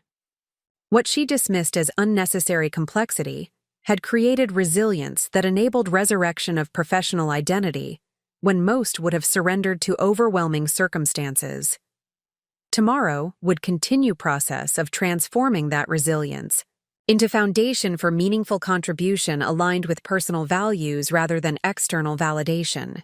The Environmental Impact Investment Division represented opportunity beyond individual advancement, potential for substantial influence regarding sustainability practices through financial incentive structures that rewarded responsible corporate behavior. My phone displayed notification of another text message from Jennifer. Mom tried contacting your lawyer about the settlement money, but he wasn't cooperative. She's really upset and talking about everything she did for you during your difficult time. Could you please just call her briefly? Things are getting really tense here. The message confirmed escalation pattern that had progressed from inappropriate expectations to deliberate interference with professional matters despite explicitly communicated boundaries. The persistent characterization of reasonable limitations as selfish behavior rather than appropriate self-protection demonstrated fundamental misalignment regarding reciprocity and obligation that would require substantial distance rather than continued engagement. Rather than responding to this manipulative framing, I silenced notifications and focused attention on preparation for tomorrow's continued implementation of environmental impact methodology that would distinguish Horizon's approach within competitive landscape. The professional opportunity, aligned with personal values regarding sustainability and responsibility, represented meaningful purpose beyond individual advancement or external validation.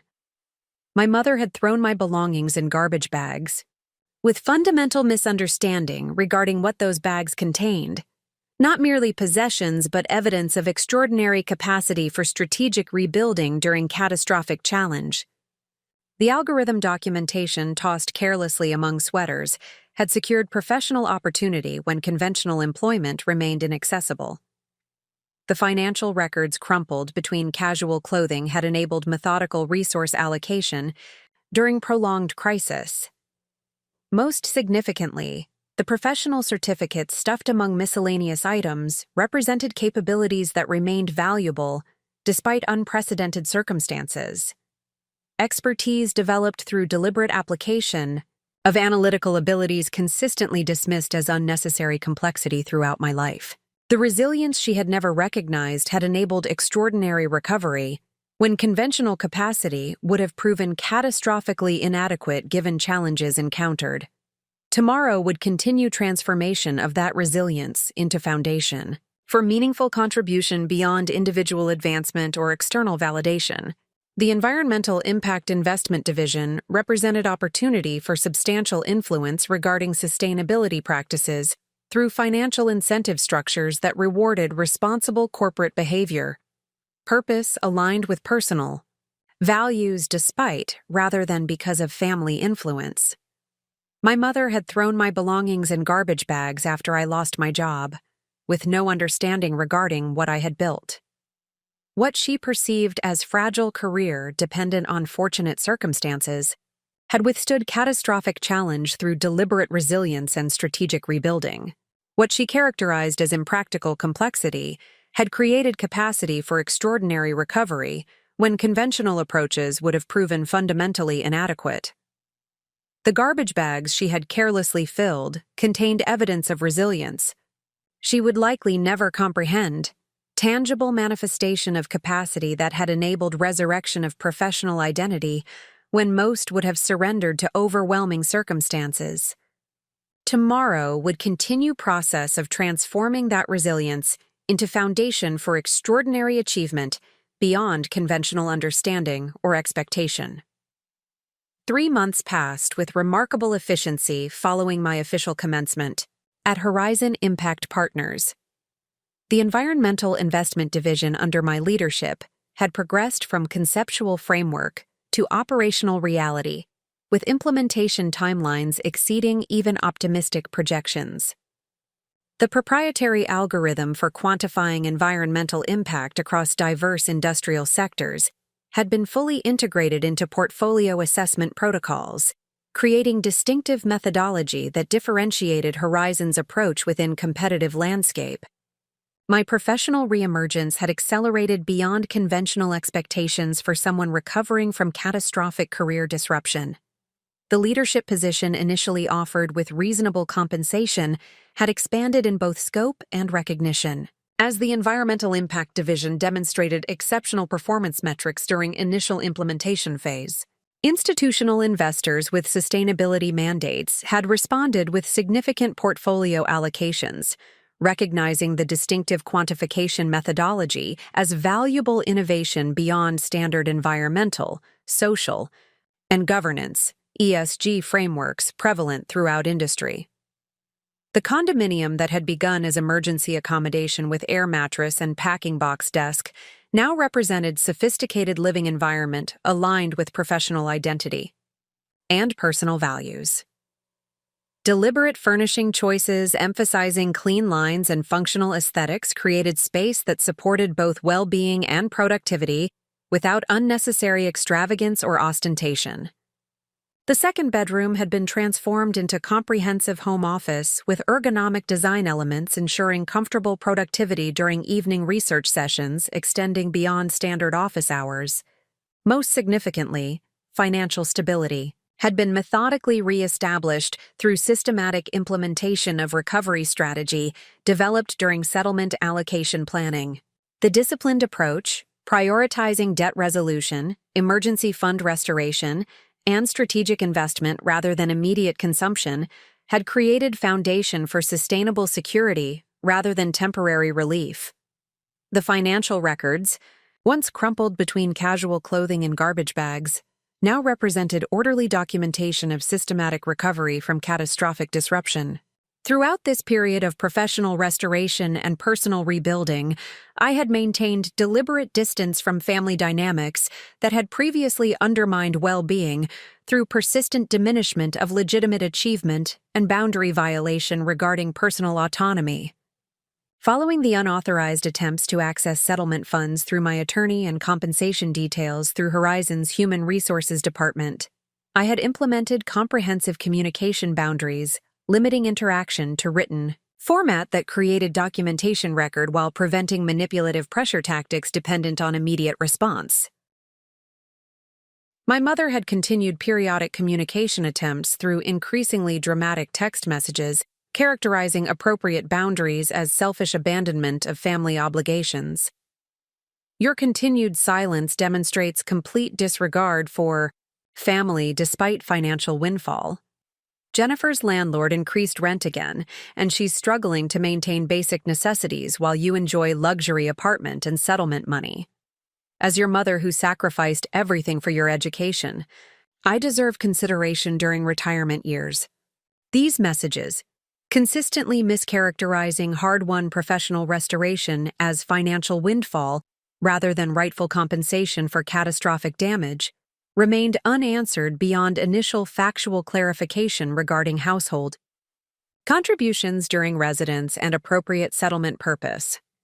The deliberate distance, while initially challenging given lifelong patterns of accommodating unreasonable expectations to maintain family harmony, had created necessary space for professional focus and personal well-being during critical rebuilding period. Jennifer had attempted more measured communication initially, though her messages similarly centered on financial assistance rather than genuine connection or acknowledgement of extraordinary challenges overcome. I understand you're focused on rebuilding right now, but my teaching position had hours reduced this semester, and I'm having trouble covering basic expenses. Could you consider small loan until things stabilize?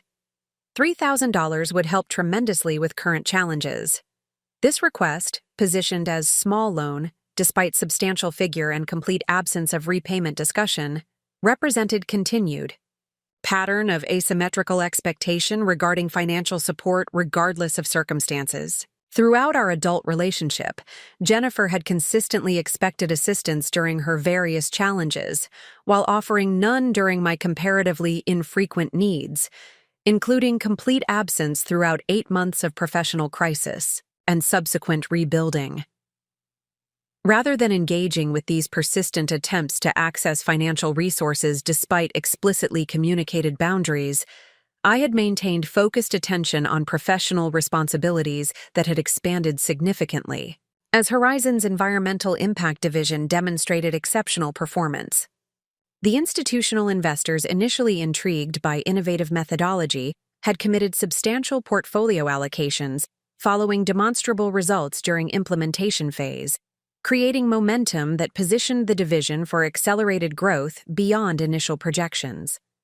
This professional success had received unexpected public recognition when financial industry publications selected our environmental impact quantification methodology for Innovation Award, highlighting distinctive approaches to sustainable investment.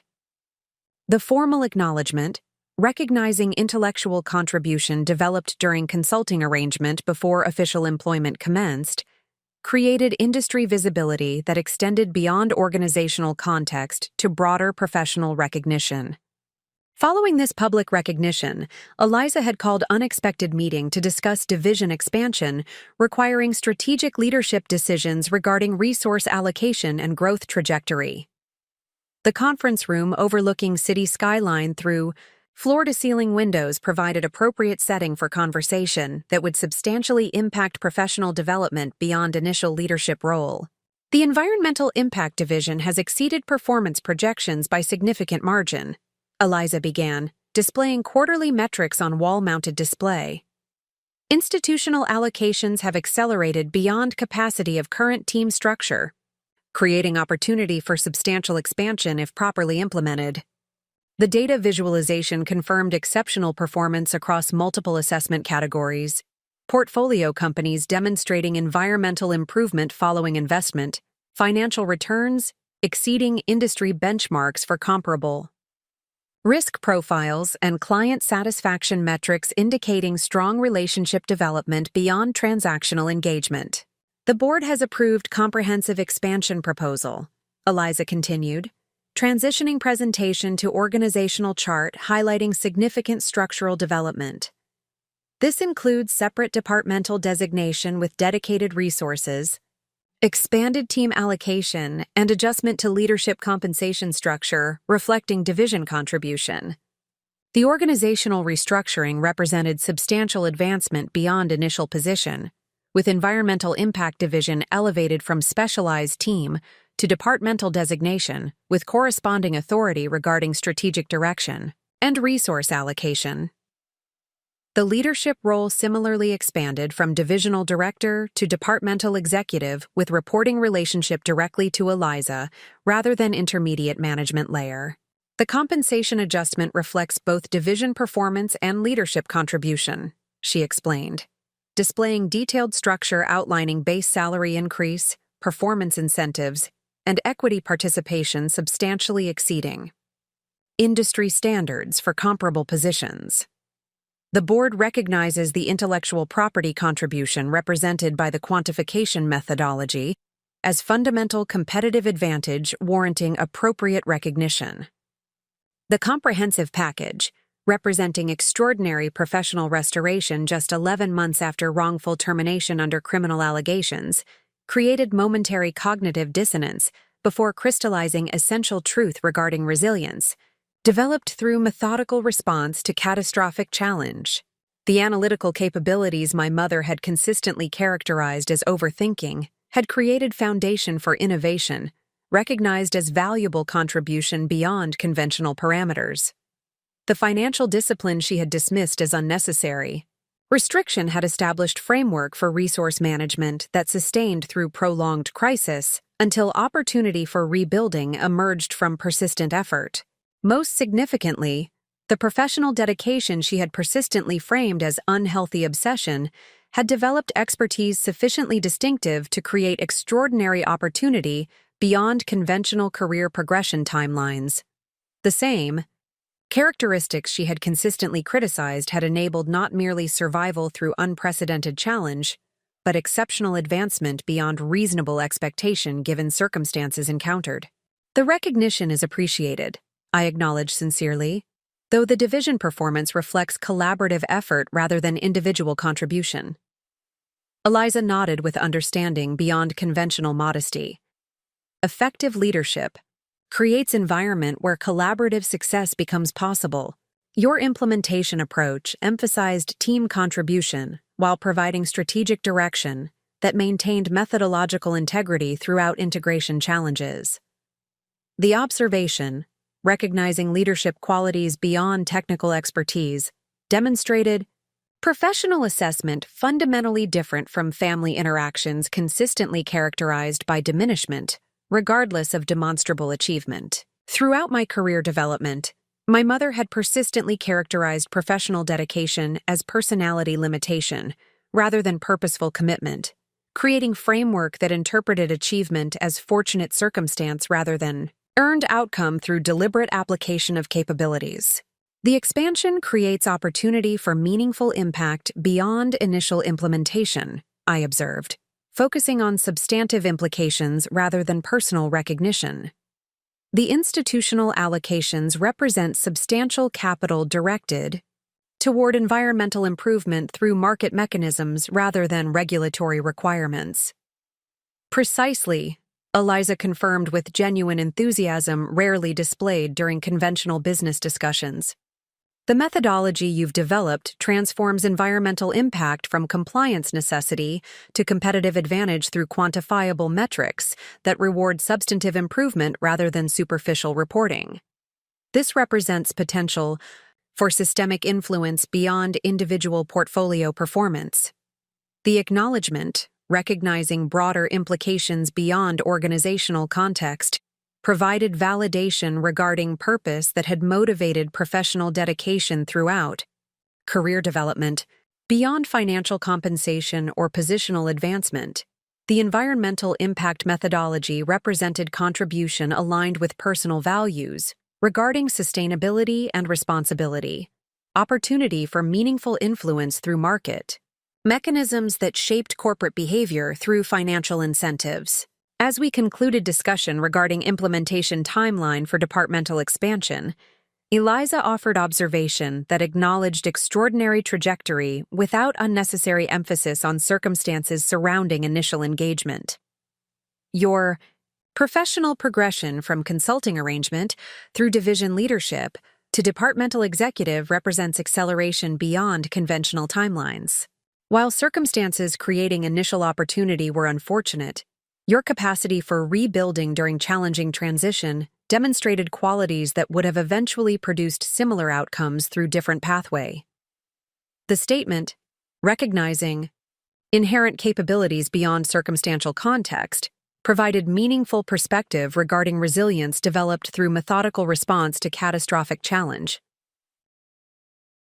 While wrongful termination and subsequent legal vindication had created distinctive pathway toward current position, the fundamental qualities enabling exceptional performance existed independently from circumstances that had revealed them through extraordinary pressure.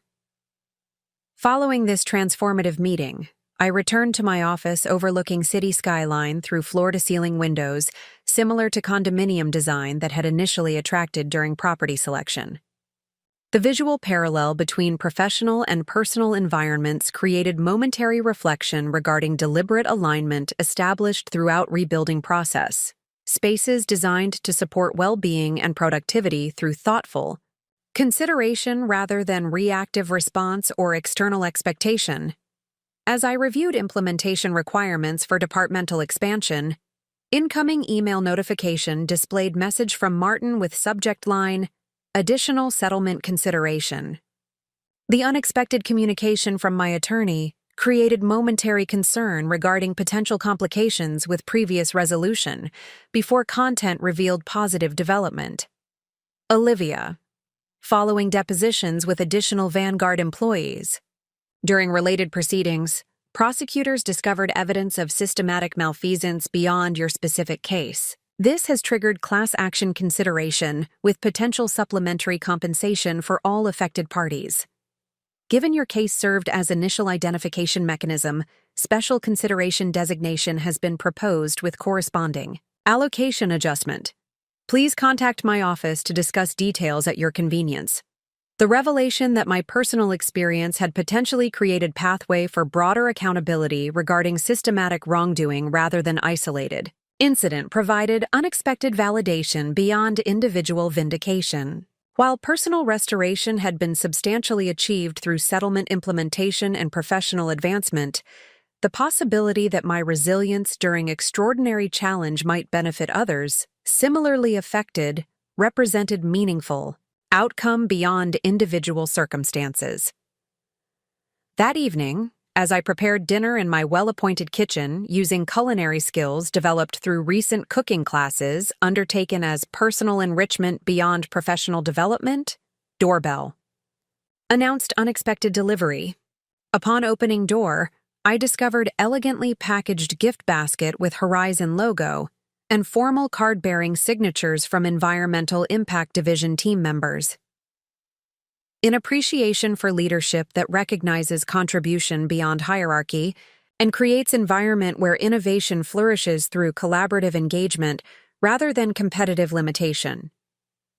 Congratulations on well-deserved recognition and departmental designation that will expand meaningful impact beyond initial implementation.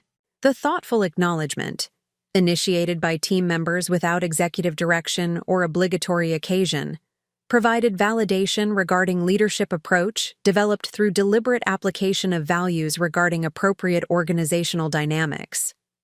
Throughout division development, I had consistently emphasized collaborative engagement that recognized contribution regardless of hierarchical position or conventional parameters, creating environment that rewarded substantive innovation rather than political positioning or visibility maximization. As I arranged gift basket contents on dining table while reviewing accompanying card signatures, my phone displayed notification of incoming call from unfamiliar number with local area code. Assuming potential professional contact given recent industry recognition, I answered to discover unexpected connection. Ms. Winters, this is Thomas Blackwell from Mapleton Community College. I'm calling regarding potential guest lecture opportunity for our business program, if your schedule might accommodate educational engagement. The request, originating from institution in my mother's community, created momentary hesitation regarding potential manipulation before professional obligations superseded personal concern. Throughout career development, I had consistently recognized importance of educational engagement that expanded professional knowledge beyond conventional limitations through academic partnership and mentorship opportunities. I'd be interested in learning more about the opportunity, I responded professionally. May I ask how you became aware of my work? Your recent recognition in Financial Innovation Quarterly caught attention of our department chair, Thomas explained. The environmental impact quantification methodology represents innovative approach we'd like students to understand, particularly regarding market mechanisms for sustainability implementation beyond regulatory compliance frameworks. The legitimate, academic interest, focused on substantive methodology rather than personal connection, provided reassurance regarding professional rather than manipulative motivation. The publication recognition had apparently created visibility beyond investment community to educational institutions seeking contemporary perspectives regarding sustainable finance implementations. I'd be happy to discuss potential engagement, I confirmed. Please send detailed information regarding expectations and scheduling parameters to my professional email. After providing appropriate contact information and concluding conversation, I contemplated implications of potential engagement within community containing complicated family dynamics currently maintained at deliberate distance. While professional, opportunity warranted consideration regardless of geographic location. The possibility of encountering family members during such engagement created legitimate concern regarding boundary maintenance during critical professional development period. This concern manifested concretely the following morning through text message from Jennifer displaying unexpected awareness regarding potential local appearance. I heard from Mom's neighbor who works at the community college that you might be giving presentation there soon. Are you coming to town without telling family?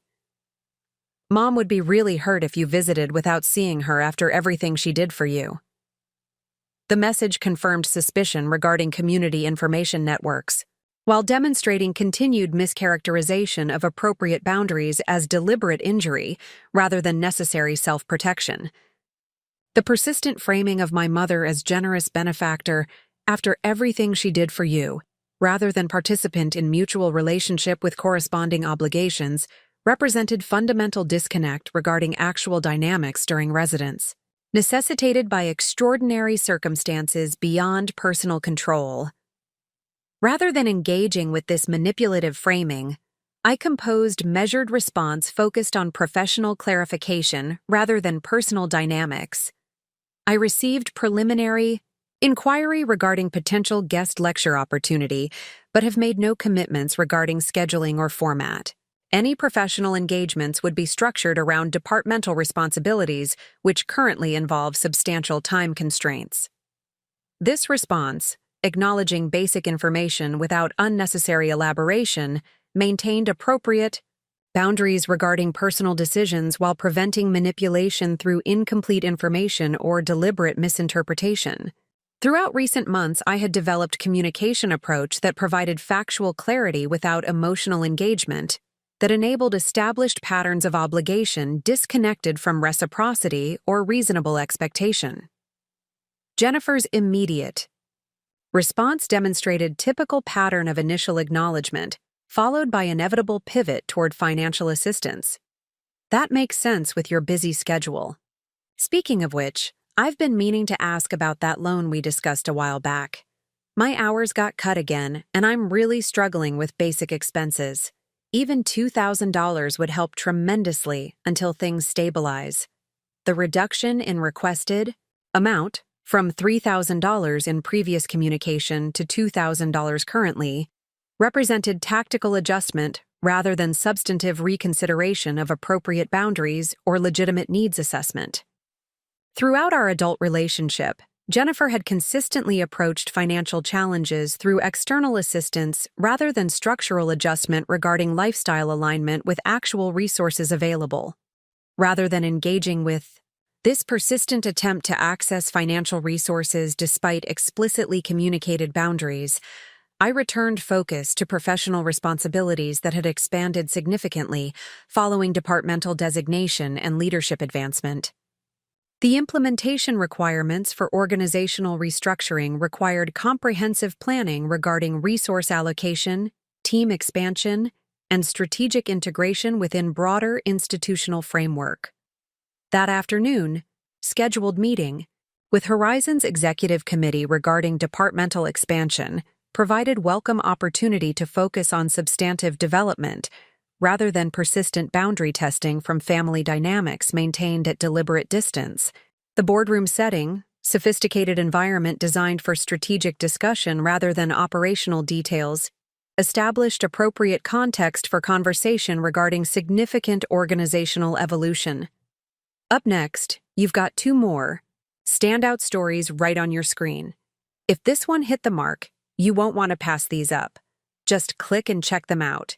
And don't forget to subscribe and turn on the notification bell so you don't miss any upload from us.